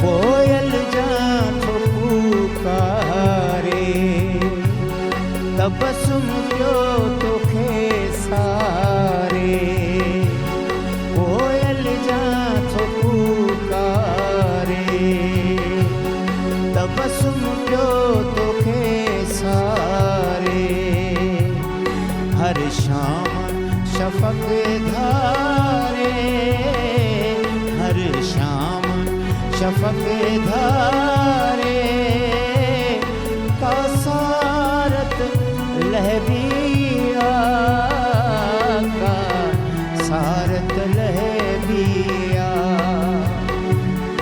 सिक्का सौजे में दिल सारे मोहब्बत जा के मचवारे का सारत लहबिया का सारत लहबिया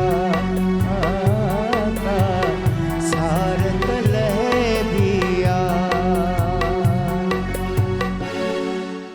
वाह वाह, अब्दुल गफ़ार तबस्सुम साहब जो ॾाढो ज़बरदस्त कलाम आहे इहो, ऐं जंहिं फ़नकार ॻायो आहे वॾे मज़े सां ॻायो। बादल साईं बि वाह जो निभायो ऐं शाइरी बि कमाल जी आहे। त दिलवारे अजूबे खे कंहिं ईद जे तोहफ़े खे अलमाड़ीअ में टारे मोहबत जा मच ॿारे का सारत लेबिया ऐं कोयल जा कूकारे तबस्सुम तो तोखे सारे हर शाम शफ़क़ धारे मोहबत जा मच ॿारे का सारत लेबिया। माना जेके माण्हू छॾे वेंदा आहिनि मोहबतुनि जा मेल मचाए, उन्हनि जे लाइ ॾाढो सुठो सन्यो आहे त का सार लेबिया। जेके तव्हां को ॿूटो पोखियो था न, उनजी बि सार लहणु घुरिजे, उनखे पाणी ॾियणु घुरिजे। पाणी न ॾींदो त सुकी वेंदो। हीउ प्यार जो ॿूटो बि जॾहिं बि कंहिंजे दिलि में पोखियो त महिरबानी करे उनखे पाणी ॾींदा कयो, छो त पाणी जो रेज मिलंदो रहंदो त हू सरो रहंदो, सुठो रहंदो, भलो रहंदो।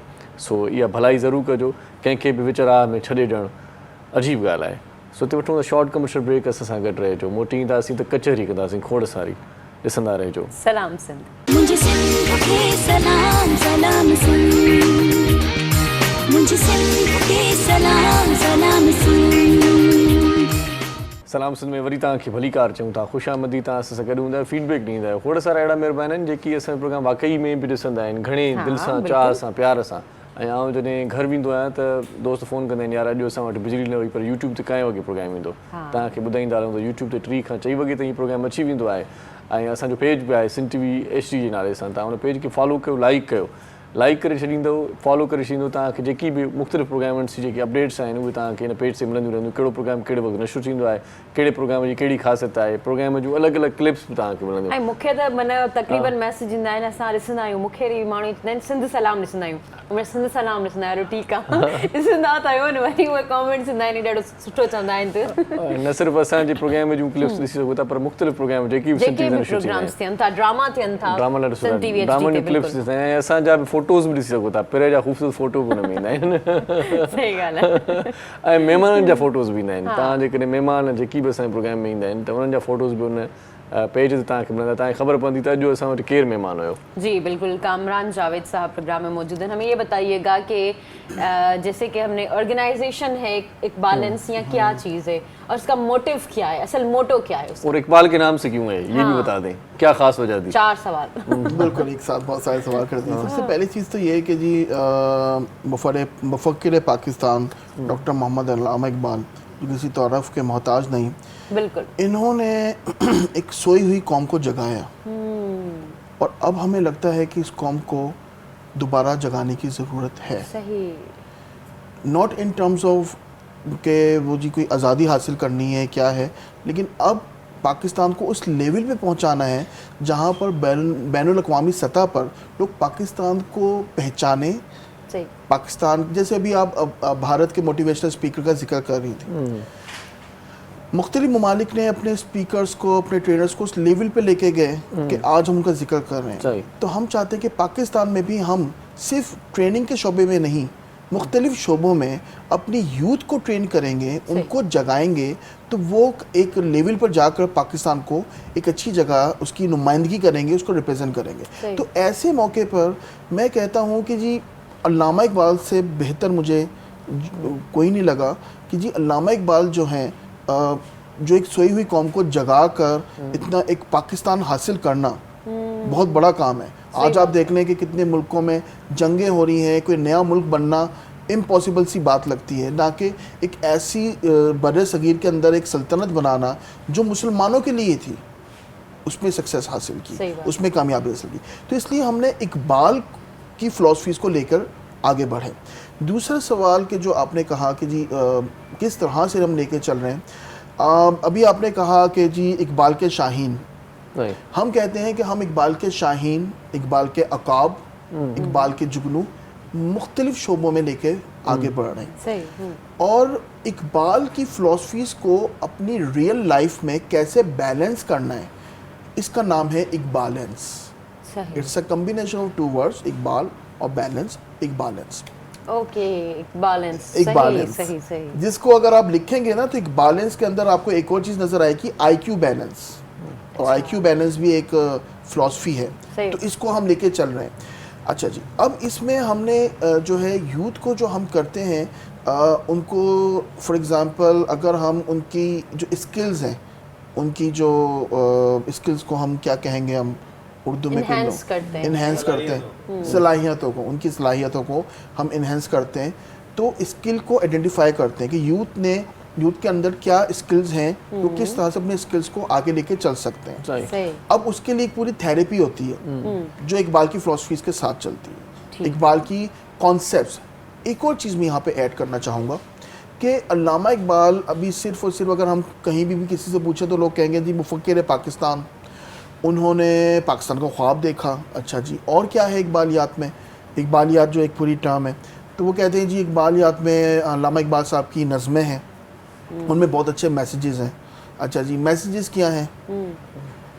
तो बंदा फिर आगे सोचने पे मजबूर हो जाता है। और फिर अभी तक हमने इसको लिटरेचर का हिस्सा बनाया हुआ है। हमने क्या किया, इसको लिटरेचर को उठा के इसको मैनेजमेंट का हिस्सा बनाया, सही। प्रैक्टिकल जी। अब मैनेजमेंट में एक और बात बताता हूँ आपको। मैनेजमेंट पे जो मैनेजमेंट के स्टूडेंट्स हैं या मैनेजमेंट की पढ़ाई तो हर शोबे में आजकल हो रही है। हाँ। एक डॉक्टर भी पढ़ रहा है, एक इंजीनियर भी पढ़ रहा सही। है। उसमें हम लोग पढ़ाते हैं जी जैपनीज कॉन्सेप्ट, अच्छा, उसमें हम लोग पढ़ाते हैं चाइनीज़ कॉन्सेप्ट, उसमें हम पढ़ाते हैं अमेरिकन कॉन्सेप्ट।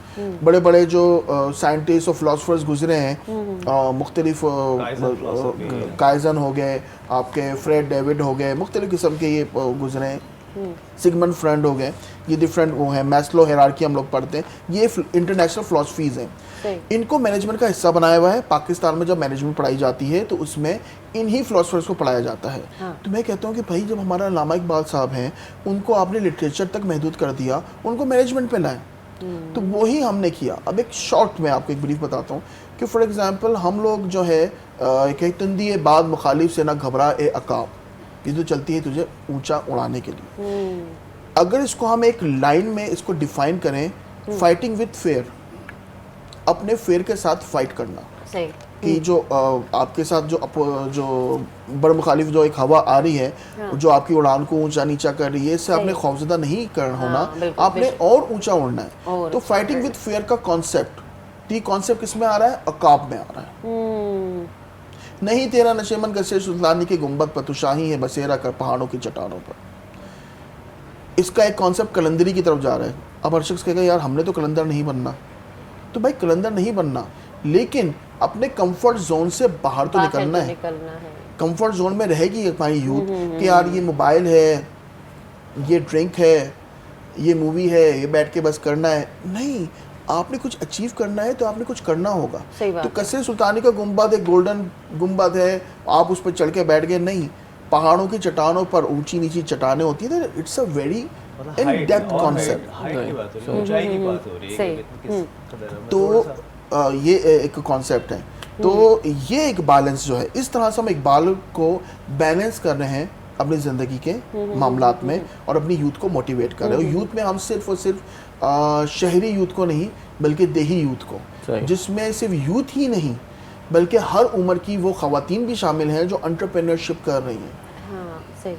और दस्तकारी में इस वक्त हम लोगों ने एक हैंडीक्राफ्ट एसोसिएशन है, उसके साथ मिलकर हम लोगों ने एक पूरी कैंपेन चलाई चैम्बर ऑफ कॉमर्स के साथ मिलकर। और वहाँ पर हमने जो है जो हमारे इंटीरियर सिंध के जो ख़वातीन हैं उनको हमने मोटिवेट किया, उनको हमने कहा कि आप अपने आप को कैसे प्रिपेयर करें।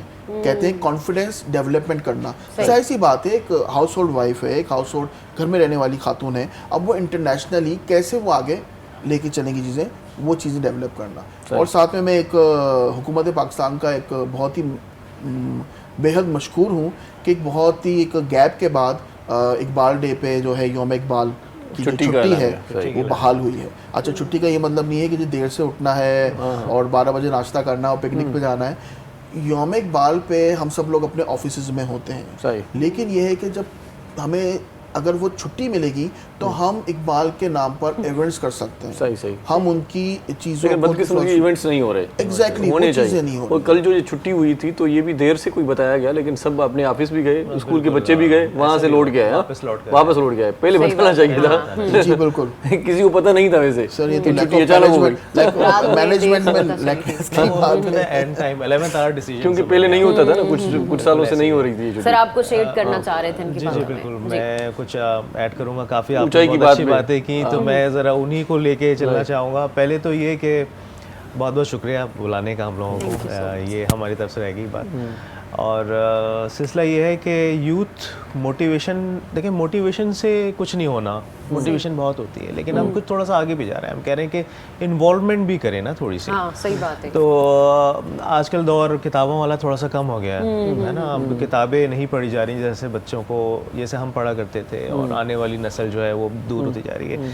ये जो मोबाइल जो है वो हमारे हाथों में आ गया है और बच्चों के भी हाथों में आ गया है, और जो भी कुछ होता है वो जी गूगल मास्टर से आप डाल दें और वो सब निकाल लें। सही बात। तो थोड़ा सा हम अपने आप को भी थोड़ा सा अपग्रेड कर लें। अगर हम मोटिवेट कर रहे हैं, हम लोगों को लेकर आ रहे हैं, तो क्यों ना हम भी सारी टेक्नोलॉजी यूज़ करें। तो कुछ हमने एक बैलेंस का अपना भी मौजूद है चैनल में, और भी हम कुछ इससे एसोसिएट कर रहे हैं, जैसे शख्सियत के नाम से हम एक काम करने वाले हैं। और इसके ऊपर हम क्या करेंगे, हम ये करेंगे कि हम जो यूथ है उसको हम ये गाइड करेंगे कि आपने अपनी पर्सनालिटी डेवलपमेंट कैसे करनी है, अपनी शख्सियत को उभारना कैसे है, क्योंकि यही वो सब चीज़ है जिससे आपने आगे जाना है। अगर शख्सियत के अंदर वो तमाम एलिमेंट्स ना हो, सिर्फ ज़ाहिरी शख्सियत की बात नहीं हो रही, अंदर की और बाहर की दोनों की बात हो रही है। कामयाबी किसी ऐसी चीज़ का नहीं है कि जाके आप पैसे दें और उसके ख़रीद लें। उसके लिए स्ट्रगल भी है और उसके लिए वो सोच भी है जो आपको वक्त के साथ, तो जितने भी हमारे मुफक्किर हैं, अल्लामा इकबाल को हमने इसे लिया कि बहुत सारी बातें ऐसी हैं छोटी छोटी। जैसे आपने बात की तो मैंने एक थोड़ा सा ऐड कर दूं कि जवानों को पीरों को उस्ताद कर वाली बात है कि हमने उस लेवल को अप्रोच करना है कि हमने अपनी यूथ को इस तरह से डेवलप करना है कि वो अपने पाथ्स जो हैं, उसके अपने कैरियर पाथ्स हो गए, अपनी कामयाबी के जो रास्ते हैं उनको किस तरह से वो अचीव करें, उस पर चलें। तो अब थोड़ा सा हम इस मोटिवेशन से एक कदम आगे, अब काफ़ी साल हो गए तो हम भी कर रहे हैं, लेकिन ये कि अब थोड़ा सा और आगे, और कोशिश ये करेंगे कि फ़िज़िकली भी इन्वॉल्व करें किसी तरह से। कोई हो सकता है कोई प्रोजेक्ट्स लें इस तरह से कि जब बच्चों को इन्वॉल्व करके उनके साथ मिल के आगे हम कुछ नई राहें तलाश करें। ये तमाम बातें जो आ रही हैं उन सबको उससे लिंक करें और बताएं कि जी क्या है। सिर्फ ट्रेनिंग से या खाली अवेयरनेस से या मोटिवेशन से बहुत कुछ नहीं हो सकता। जब तक इन्वॉल्वमेंट नहीं होगी, हम कुछ और प्रैक्टिकल उसमें नहीं जाएंगे, तो ये भी चलता रहेगा साथ। ये तो एक पार्ट में यूथ इन्वॉल्व हो रही है, होती है, यूथ इंटरेस्ट दिखाती है। अच्छा।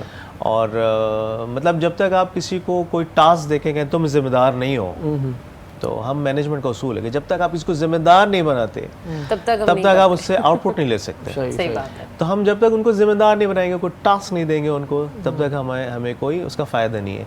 मैं 10 बातें आज करके चला जाऊँ, हमारी मेमोरी अल्लाह ताला ने ऐसे बनाई, हमें भूलना, हमें एक तोहफा है भूलना, गम भी भूल जाते हैं, इसलिए वो अच्छी तो बात आज है। अच्छी बात है, भूलना भी अच्छी बात है, लेकिन कहीं भूलना हमारे लिए बहुत मुश्किल का भी सबब है ना। तो सबको याद रह जाता है, जिंदगी तलख बन जाती है। तो ये अल्लाह ताला ने एक तोहफा भी दिया है। तो होता है कि आज मैं 10 बातें करूंगा, 100 बातें करूंगा, कल शायद आपको याद नहीं रहेगा, परसों थोड़ा सा और मध्यम हो जाएगा, आगे जाके वो मिट जाएगा। तो जब तक कोई किसी प्रैक्टिकल एलिमेंट में उसमें इन्वॉल्वमेंट नहीं होगी ना, वो चीज़ अपना ट्रेस नहीं छोड़ेगी, यानी कि अपनी जो कहना चाहिए फुटप्रिंट नहीं छोड़ेगी। तो जब तक फुटप्रिंट नहीं होगा किसी चीज़ का ना, उसका कोई फ़ायदा नहीं। अच्छा, बैलेंस जो है वो किस तरह से इन्वॉल्वमेंट कर रही है यंगस्टर्स? देखिए मोटिवेशनल्स तो चलती रही हैं। अभी हम कुछ करियर डेवलपमेंट पे भी हमने कुछ काम किया है। आगे हम ये चाह रहे हैं कि हमें कुछ इस तरह के आइडियाज़ मिले कि कुछ ऐसे प्रोजेक्ट्स मिले जिन्हें हम यूथ को इन्वॉल्व करके आगे कुछ ना कुछ, कोई वेलफेयर का, कोई डेवलपमेंट का, कोई करियर बिल्डिंग का। एजुकेशन के अंदर बहुत बड़ा गैप है, मैं समझता हूँ कि इसके अंदर बहुत हम काम कर सकते हैं। लेकिन हमें ये वजूहात भी बता दें, एक बैलेंस बनाने की ज़रूरत क्या थी, क्यों पड़ी, क्या ख्याल आया? किताबी चीज़ से थोड़ी सी प्रैक्टिकल अप्रोच के साथ ये सोच आई कि क्यों किताब में है बहुत बातें होती हैं, लेकिन क्यों ना प्रैक्टिकल सब किया जाए। हम दूसरी दुनिया की बातों को, जैसे जिक्र किया कि हम बातें सुनते हैं कि जी ये फ़िलासफ़ी है, ये है, और उसको इस्तेमाल किया जा रहा है, उससे फ़ायदा उठाया जा रहा है। आज टोयोटा जैसे नाम किसी एक फ़िलासफ़ी पे बेस करते हैं, अगर आप देखें उनके जो मैनेजमेंट सिस्टम है, तो उसका मतलब है हमारे यहाँ भी, और सिर्फ अल्लामा इकबाल नहीं, मैं कहता हूँ कि बहुत हमारे साथ लोग हैं। कायदे आज़म ने बहुत कुछ कहा है, फिलोसफीज में तो शाह अब्दुल लतीफ़ भट्टाई ने बहुत कुछ कहा है। क्यों ना हम इन सब चीज़ों को लेके प्रैक्टिकलिटी हो जाए। बिल्कुल, बड़े जो नाम हम एक हैं। फिलोसोफर की बात करें तो हुज़ूर सल्लल्लाहु अलैहि वसल्लम की जो जी, philosophy बिल्कुल। थी, बड़ा तो उनकी जो philosopher कोई मैनेजमेंट है ही थी, नहीं शाह साईं जो थे उनकी, या जो भी हमारे बुजुर्ग थे उनकी जो फिलोसफी है, देखिए अलाह वारा वली माण्हू आहिनि, उन्हनि उन्हनि जी जी। जेको आहे सो उन्हनि जे मैसेज खे जेकॾहिं पाण पंहिंजो दॻु वठूं, रस्तो करे उन्हनि खे अॻिते वधूं, त आउं सम्झां थो ज़िंदगी तमामु घणी आसान और इन सब फिलोसफर जैसे शाहजो रिसालो मैंने पढ़ा और शाह अब्दुल लतीफ़ भट्टाई के कलाम को भी स्टडी किया, वो यही कहते हैं कि अपनी लाइफ की कंफर्ट से बाहर निकलें और उनकी जो और practicality मोटिवेशन की है, तरफ। उनकी जो Yes. लिखी हुई चीज़ें हैं, हम मतलब जितना भी पढ़े उहे घटि आहिनि, ऐं असां जेतिरो बि पढ़ंदा वेंदासीं न असांखे मोटिवेशन मिलंदी वेंदी उत्साह उन जॻह मैंने एक ते। यूनिवर्सिटी जी। में एक वर्कशॉप की और हम बेसिकली हम लोग एक पोइट्री को लेकर एक वर्कशॉप डेवलप करते हैं।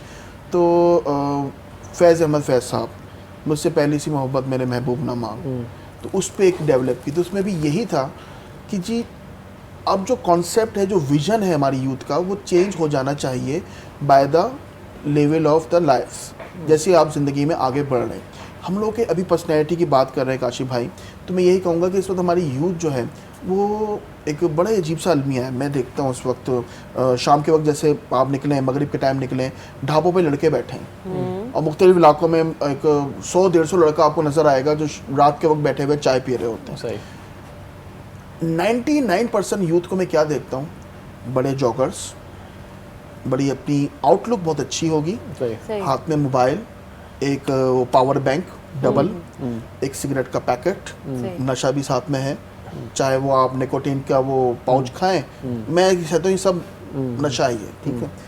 और जी बैठे हुए हैं और बिल्कुल ऐसे बैठे हुए जैसे कि they are the prime minister of Pakistan, सही। They can do anything, decision makers हैं।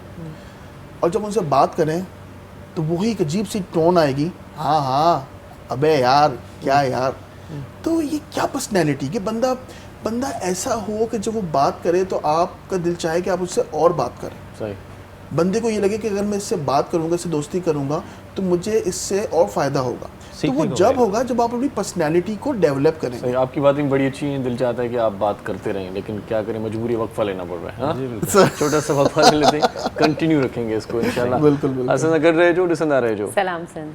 मुझे सिंध के सलाम सलाम सिंध, मुझे सिंध के सलाम सलाम सिंध। सलाम सिंध में हिकु भेरो वरी तव्हांखे वलीकार चऊं था ऐं गॾोगॾु तव्हांखे ॿुधायूं त असांजो प्यारो दोस्त आहे सचु सोशल वेलफेयर ऑर्गेनाइज़ेशन जो सरवाण आहे, तमामु घणो आर्ट सां प्यारु कंदड़ आहे, अदीबनि शाइरनि जी तमामु घणी जेको आहे सो परगोर लहंदड़ आहे ऐं उन्हनि खे मञता ॾींदो आहे, उनखे मान ॾींदो आहे। असांजो दोस्त अब्दुल वहाब सुमरो साहिबु, उनजो अॼु जनम ॾींहुं आहे। असांजे प्रोग्राम में ईंदो रहंदो आहे बहैसियत महिमान तौरु, उन सां तमामु घणी कचहरी थींदी आहे ऐं ॾाढो ज़हीन माण्हू आहे ऐं ज़बरदस्त माण्हू आहे। सो अब्दुल वहाब सुमरे साहिब खे सिंध टीवी जे पूरे सत पारां, असां पारां, मूं पारां, पिर पारां, ज़फ़र जिसकाणी पारां, पूरी जेका टीम आहे असां पारां जनम ॾियारे जूं खोड़ सारियूं वाधायूं हुजनि। अलाह पाक तव्हांजो वक़्तु बुलंद करे, ईअं ख़ुशवाश हुजो, ईअं मुरकंदा रहो ऐं ईअं ई महकंदा रहो। ऐं ईअं ई मतिलबु तंदुरुस्ती वारी वॾी हयाती अवां माणे। हा, उमिरि थोरी वॾी अथसि पर पोइ बि लॻंदो नंढड़ो छोकिरो आहे। ईअं ई नंढड़ा छोकिरा लॻंदा कयो। सो बहरहाल प्रोग्राम खे अॻिते वधायूं था। सर बात हो रही थी कि बातें आपकी अच्छी थी, मैंने कहा कि आप खुद भी अच्छी बातें करें, वैसे होना भी यही चाहिए। बहुत सारे लोग ऐसे मिलते हैं जो बात करते हैं तो दिल चाहता है कि भाई बात करते रहें, और बहुत सारे ऐसे मिलते हैं कि दिल करता है पता नहीं कब बस करेगा यार, ख़त्म कब करेगा। ये बात होनी चाहिए, अच्छी बात नहीं होनी चाहिए। कुछ लोग तो इतना बोलते हैं कि वो बीच में सांस भी नहीं लेते और वो कंटिन्यूटी पे होता है कि बंदा, और जैसे आप लोग होस्ट हैं, एंकर हैं, तो आप लोग सोचते हैं कि बंदा कहीं पॉज हो तो मैं अपनी बात आगे करूँ। सही सही, हाँ। ये भी चीज़ होती है। अच्छा, वो मेज़बान जो होता है ना, जो मतलब होस्ट होता है, उसको मतलब दो पर्सनैलिटी से मतलब वो थोड़ा सा वो मतलब अच्छे नहीं लगते। टॉकेटिव हो गया एक। हाँ, एक तो और जो कम बोले वो भी अच्छा हाँ, नहीं वो लगता। भी अच्छा नहीं लगता। वो भी अच्छा नहीं लगता। आप एक लंबा सा सवाल करें, वो जी हाँ बिल्कुल ठीक है। ये वो भी बड़ा अच्छा नहीं अजीब सा लगता फील बंदा, होता है। जैसे आपसे पूछें कब ये सफर स्टार्ट कब हुआ, आप कहेंगे 2015। बस ये कहते हैं तो अब फिर। बैठे हुए बंदा भी और ये जवाब भी है वैसे, ये जवाब परफेक्ट भी है। सवाल और जवाब का सेशन हो जाता है ना, फिर वो आप सवाल करें वो जवाब क्विज दें। जैसे होता है, Quiz आप हो टू द गया। पॉइंट जवाब दें। गुफ्तगू का मकसद ही यही है ना, मतलब कम्युनिकेशन है ना, ये जैसे आपने कहा कम्युनिकेशन गैप गैप बहुत बढ़ गया है, सही ये है। बड़ी एक बात अच्छी थी, मैं इस पर भी बात करूँगा।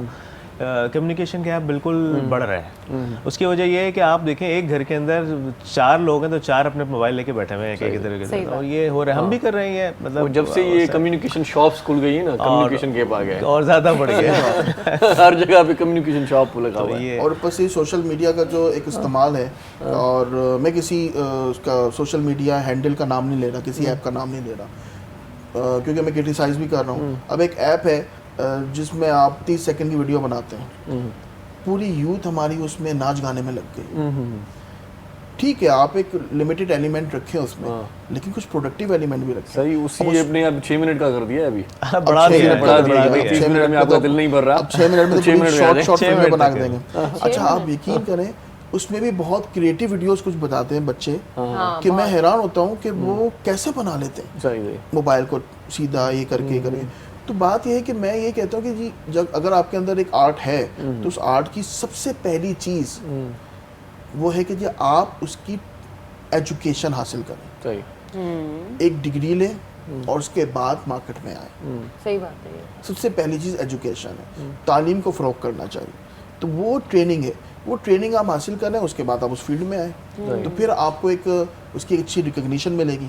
और काशू भाई आप बताएं, मतलब सोशल मीडिया के हवाले से तो टेस्ट एंड ट्रायल अप्रोच पे हम चलते हैं। हमें हमारा पाकिस्तान में बहुत ज़्यादा टेस्ट एंड ट्रायल, और एक बड़ा अच्छा वर्ड है, मैं अक्सर बेशतर ट्रेनिंग में भी कहता हूँ, जुगाड़ वाला वर्ड एक इस्तेमाल होता है कि कुछ अगर ख़राबी हो रही है तो अच्छा ऐसा कर लेते हैं, जुगाड़ कर देते हैं, काम चला देते हैं।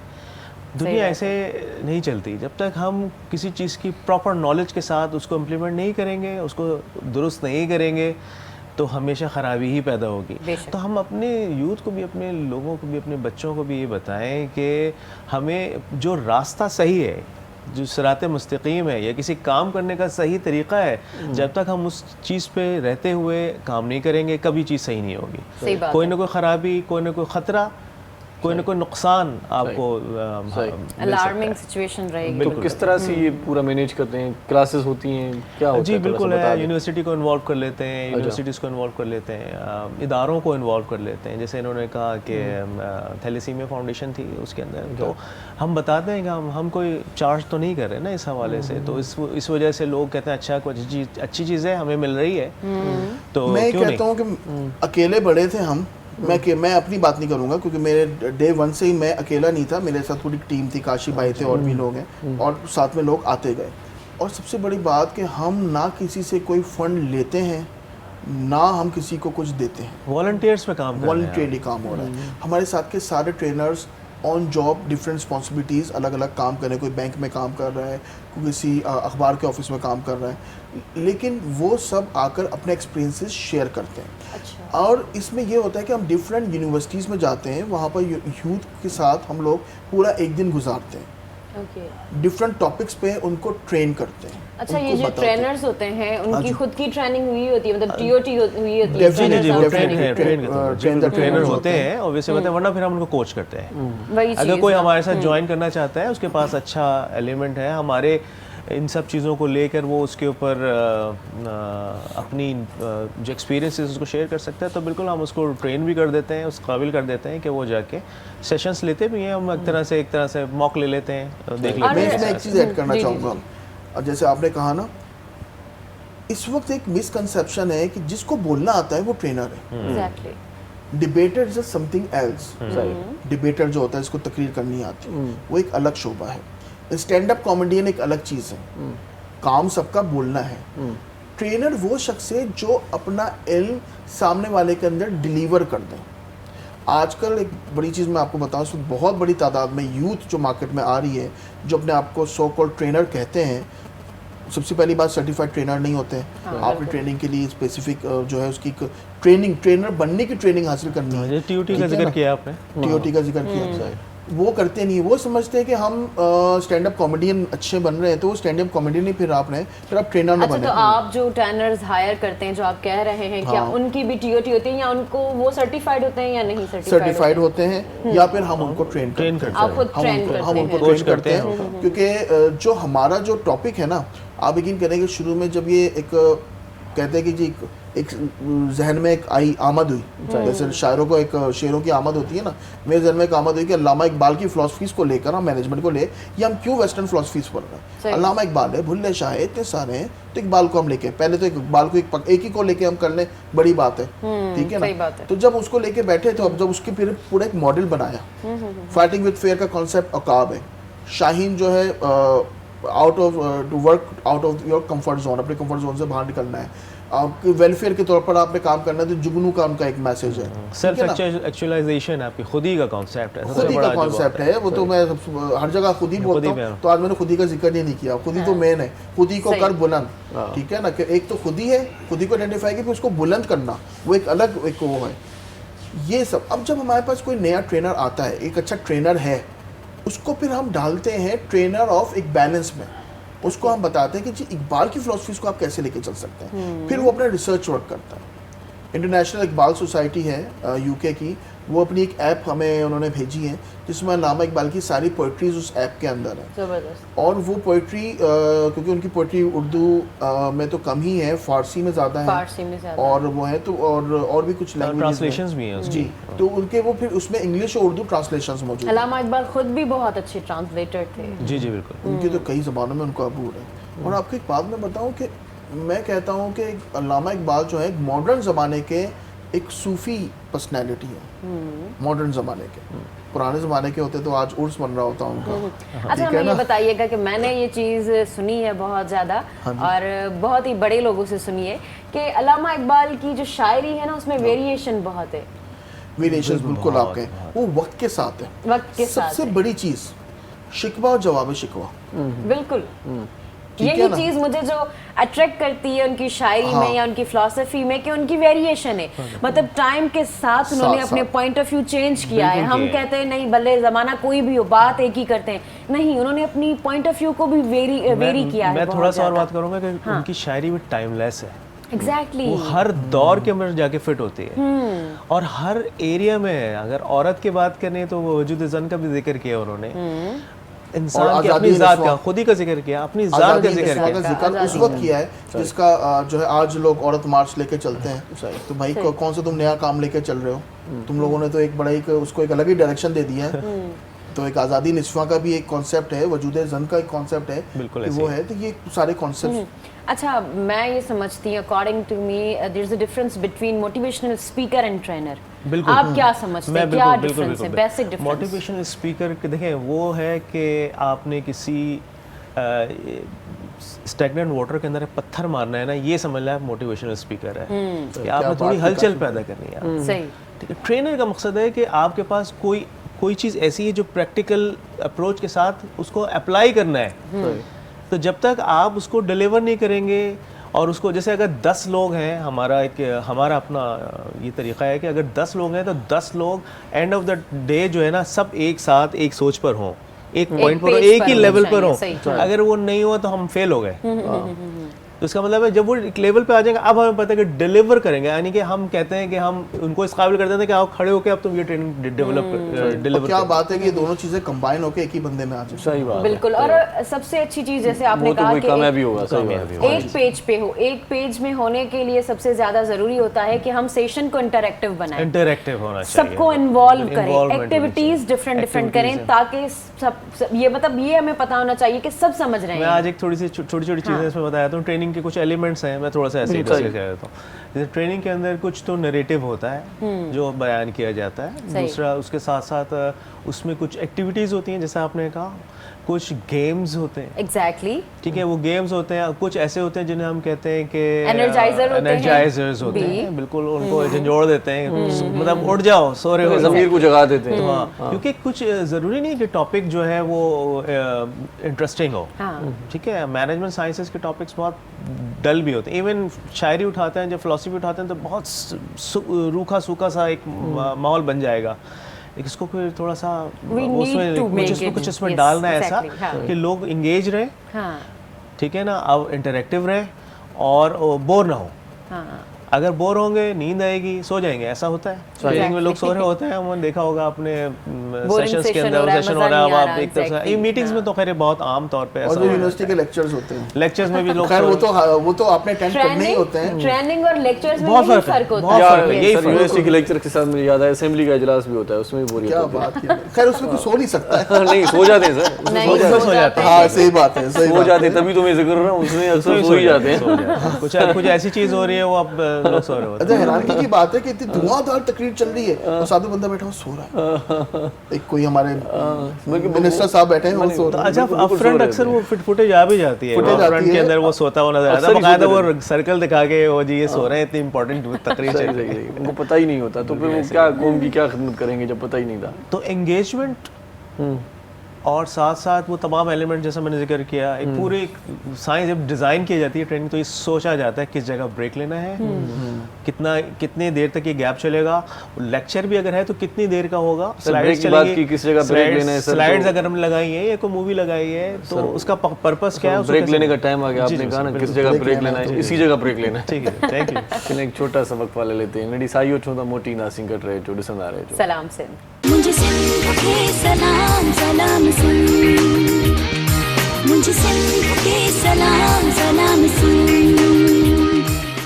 सलाम सिंध में हिकु वरी तव्हांखे भली कार चऊं था। ॾाढो सुठो टॉपिक आहे ऐं ॾाढो मज़ो अचे पियो कचहरी कंदे, ऐं इहा कचहरी रुॻो या मज़ेदार या कचहरी मज़े जे लाइ न आहे, हिनखे पाण सम्झणी ज़रूरत समझण जी ॻाल्हि आहे, आहे सही। ऐं सम्झंदव त पोइ अञा वधीक मज़ो ईंदो हा, ऐं वरी हुन ते अमल कंदव त अञा वधीक मज़ो ईंदो। एग्जैक्टली तव्हां सही था चओ। इहा ॻाल्हि मज़े वारी कही तव्हां, इहा ॻाल्हि मज़े जी सिर्फ़ु कोन्हे, मज़ो वठण लाइ कोन्हे, इहा सम्झण जी ॻाल्हि आहे। सम्झंदो ऐं मज़ो अॼुकल्ह- ईंदो, अमल कंदो अञा वधीक मज़ो ईंदो, बिल्कुल आप सही था चो। सही। आप हमें ये बताएं कि आपने बहुत ज़्यादा ट्रेनिंग्स दी हैं, सेशंस दिए हैं, तो उसमें सबसे ज़्यादा यादगार सेशन कौन सा रहा है आपका? और किस मौजू का था वो ये भी बता दें। बिल्कुल हम लोग गए थे एक थैलेसीमिया फाउंडेशन में, जहाँ पर छोटे बच्चे जो है उनको बाकायदा एडमिट किया हुआ था, उनका इलाज चल रहा था थैलेसीमिया, उसके हवाले से उनके पेरेंट्स को मोटिवेट करना था।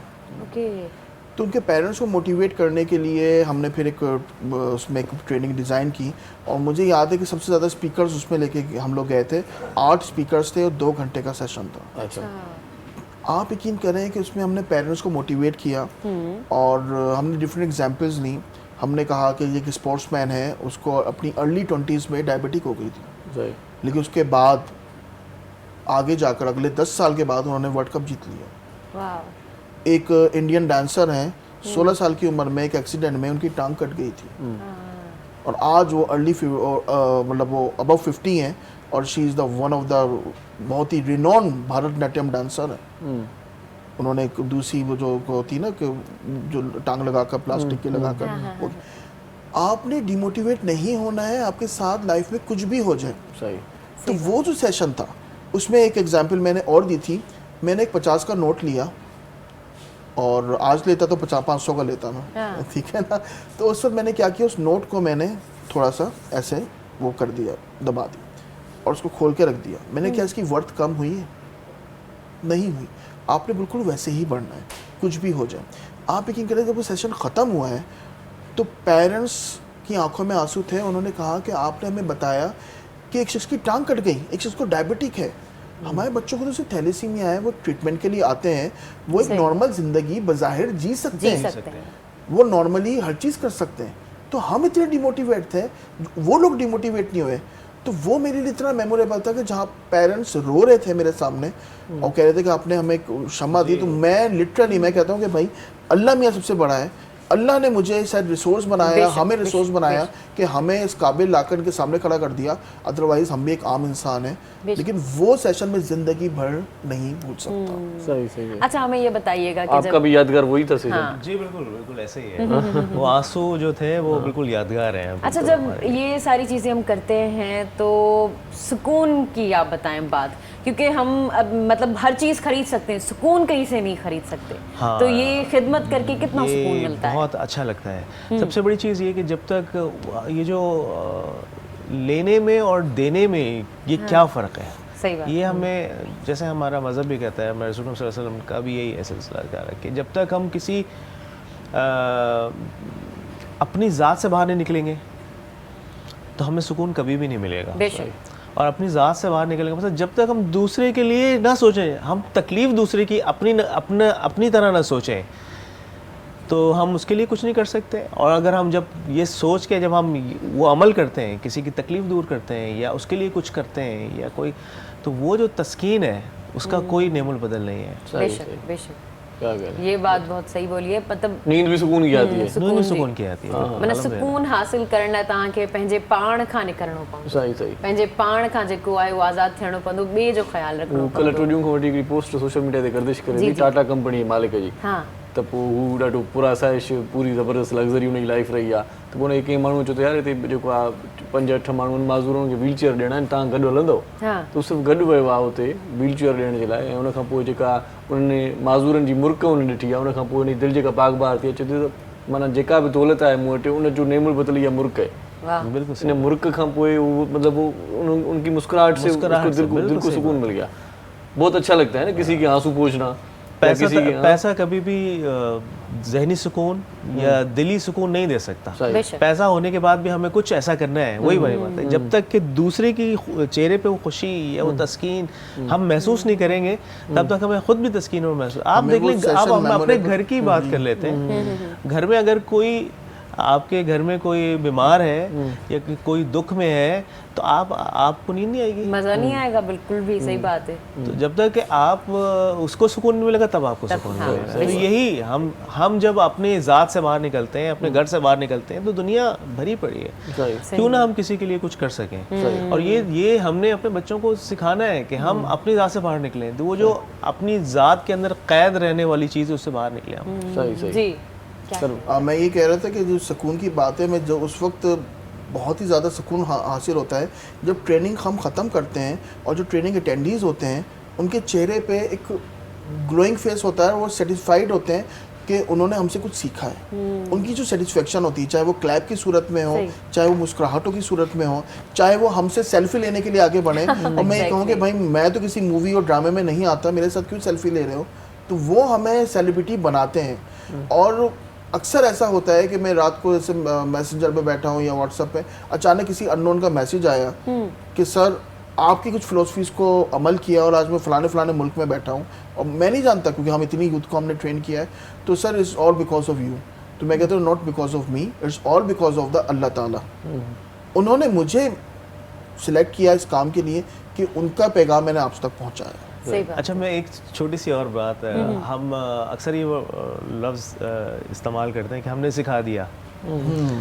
तो मैं ट्रेनिंग में तो ख़ास तौर पर मैं ये बात कहता हूँ कि हमने सिखाया नहीं, हमने आपको रियलाइज़ कराया है, बिकॉज यू नो एवरीथिंग। आप सब कुछ जानते हैं, हमने तो सिर्फ उसको बाहर निकाला है। सही बात है। तो यही चीज़ है, हकीकत यही है। सलाहियतों को सलाहियत तो आपके अंदर मौजूद है, हम तो सिर्फ उनको उभार रहे हैं और कुछ नहीं कर रहे। रियलाइज, सही बात है। मतलब हीरे को तराशना हुआ ये भी, बिल्कुल ऐसे ही कि भाई हीरा तो था लेकिन उसको तराशा थोड़ा सा, तो उसमें थोड़ा ज़्यादा सा चमक आ गई उसके। तो मज़ा आ गया।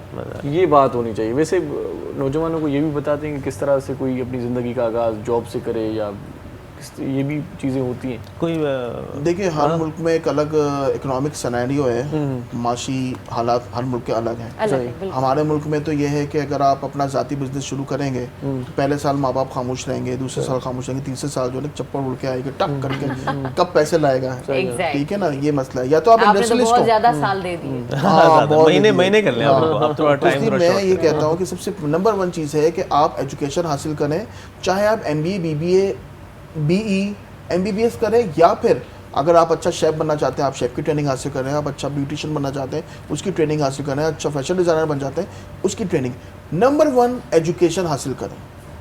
ये कलफ वाले शलवार कमीज़ पहन कर और हाथ में बड़ा महंगा मोबाइल एप्पल लेकर या मोबाइल लेकर बैठ जाएं, ये नहीं है एजुकेशन, नंबर 1। और नंबर 2, एजुकेशन के बाद आप अपने करियर की तरफ आगे बढ़ें। सही। और करियर के साथ तीसरी चीज़, अपने पैशन को साथ लेके चलें। क्योंकि हो सकता है नौकरी आपको किसी ऑफिस में कोई क्लैरिकल पोजीशन पे नौकरी मिल जाए, लिखने पढ़ने का काम, अब आप 9 to 5 है, लेकिन अपने पैशन को भी साथ में लेके चलें। और पैशन को आगे लेके चलने के लिए हमारे पास मीडियम क्या है, सोशल मीडिया। और आपकी इसी बातों में मैसेज भी मिल गया है यंगस्टर्स के लिए, बहुत अच्छा। और प्रोग्राम का टाइम जो है ना वो खत्म हो और हम भी चुका अपने है। पेशेंट को आगे लेके चलते हैं। बिल्कुल, बहुत शुक्रिया जी प्रोग्राम में आए, थैंक यू सो मच। बादल राई साहब खां आख़िर में सुठो कलाम ॿुधंदासीं। मोहम्मद अली साईं जी महिरबानी। पंहिंजो पंहिंजनि प्यारनि जो, दिल वारनि जो, घर वारनि जो, नंढनि ॿारनि जो, बुज़ुर्गनि जो, बीमारनि जो, ऐं उन्हनि जो बि ख़्यालु रखिजो जिन जो ख़्यालु रखण वारो केरु बि कोन्हे। जी लतीफ़, जी मिठी बोली। अल्लाह ने के पाए। अपनी आवाज की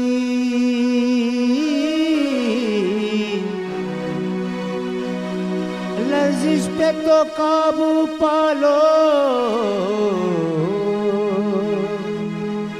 प्यार के बोल तो होठों से निकल जाते हैं, अपने तेवर तो संभालो, अपने तेवर तो संभालो, कि कोई ये न कहे दिल बदलते हैं तो चेहरे भी बदल जाते हैं। ये अपनी कंपोजिशन सुना रहा हूँ मैं आपको, धुन मैंने बनाई है।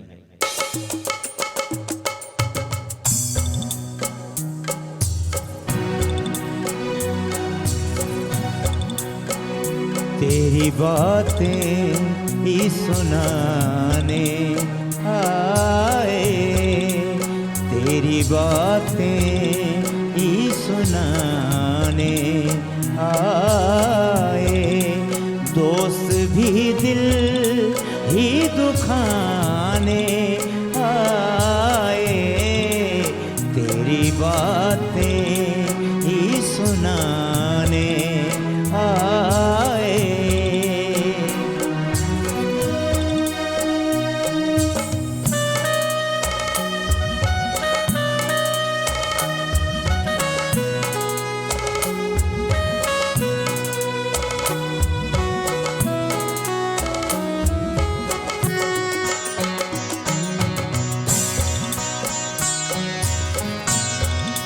अजनबी दोस्त हमें देख के हम, अजनबी अजनबी दोस्त हमें देख के हम, कुछ तुझे याद दिलाने आए, कुछ तुझे याद दिलाने आए, दोस्त भी दिल ही दुखाने आए, तेरी बातें ही सुनाने आए।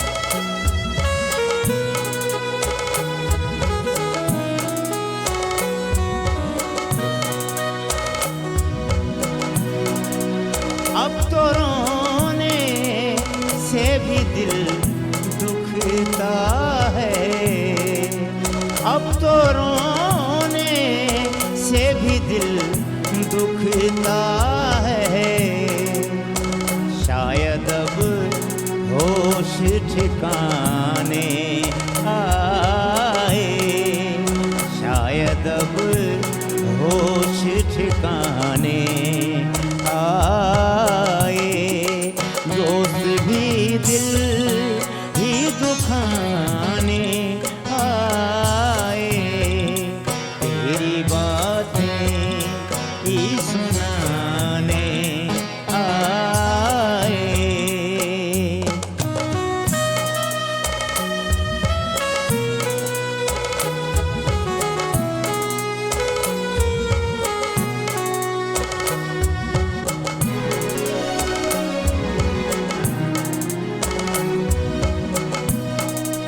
क्या कहीं फिर कोई बस्ती उजड़ी, क्या कहीं फिर कोई बस्ती उजड़ी, लोग क्यों जश्न मनाने आए, लोग क्यों जश्न मनाने आए, दोस्त भी दिल ही दुखाने आए, तेरी बातें ही सुनाने आए।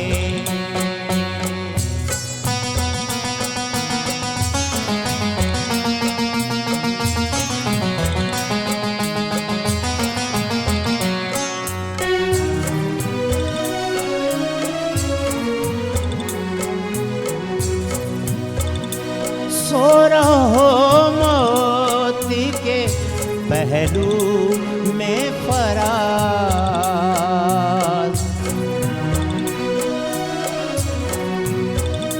सो रहो मोती के पहलू में फराज, नींद किस वक्त न जाने आए, नींद किस वक्त न जाने आए, दोस्त भी दिल ही दुखाने आए, तेरी बातें ही सुनाने आए।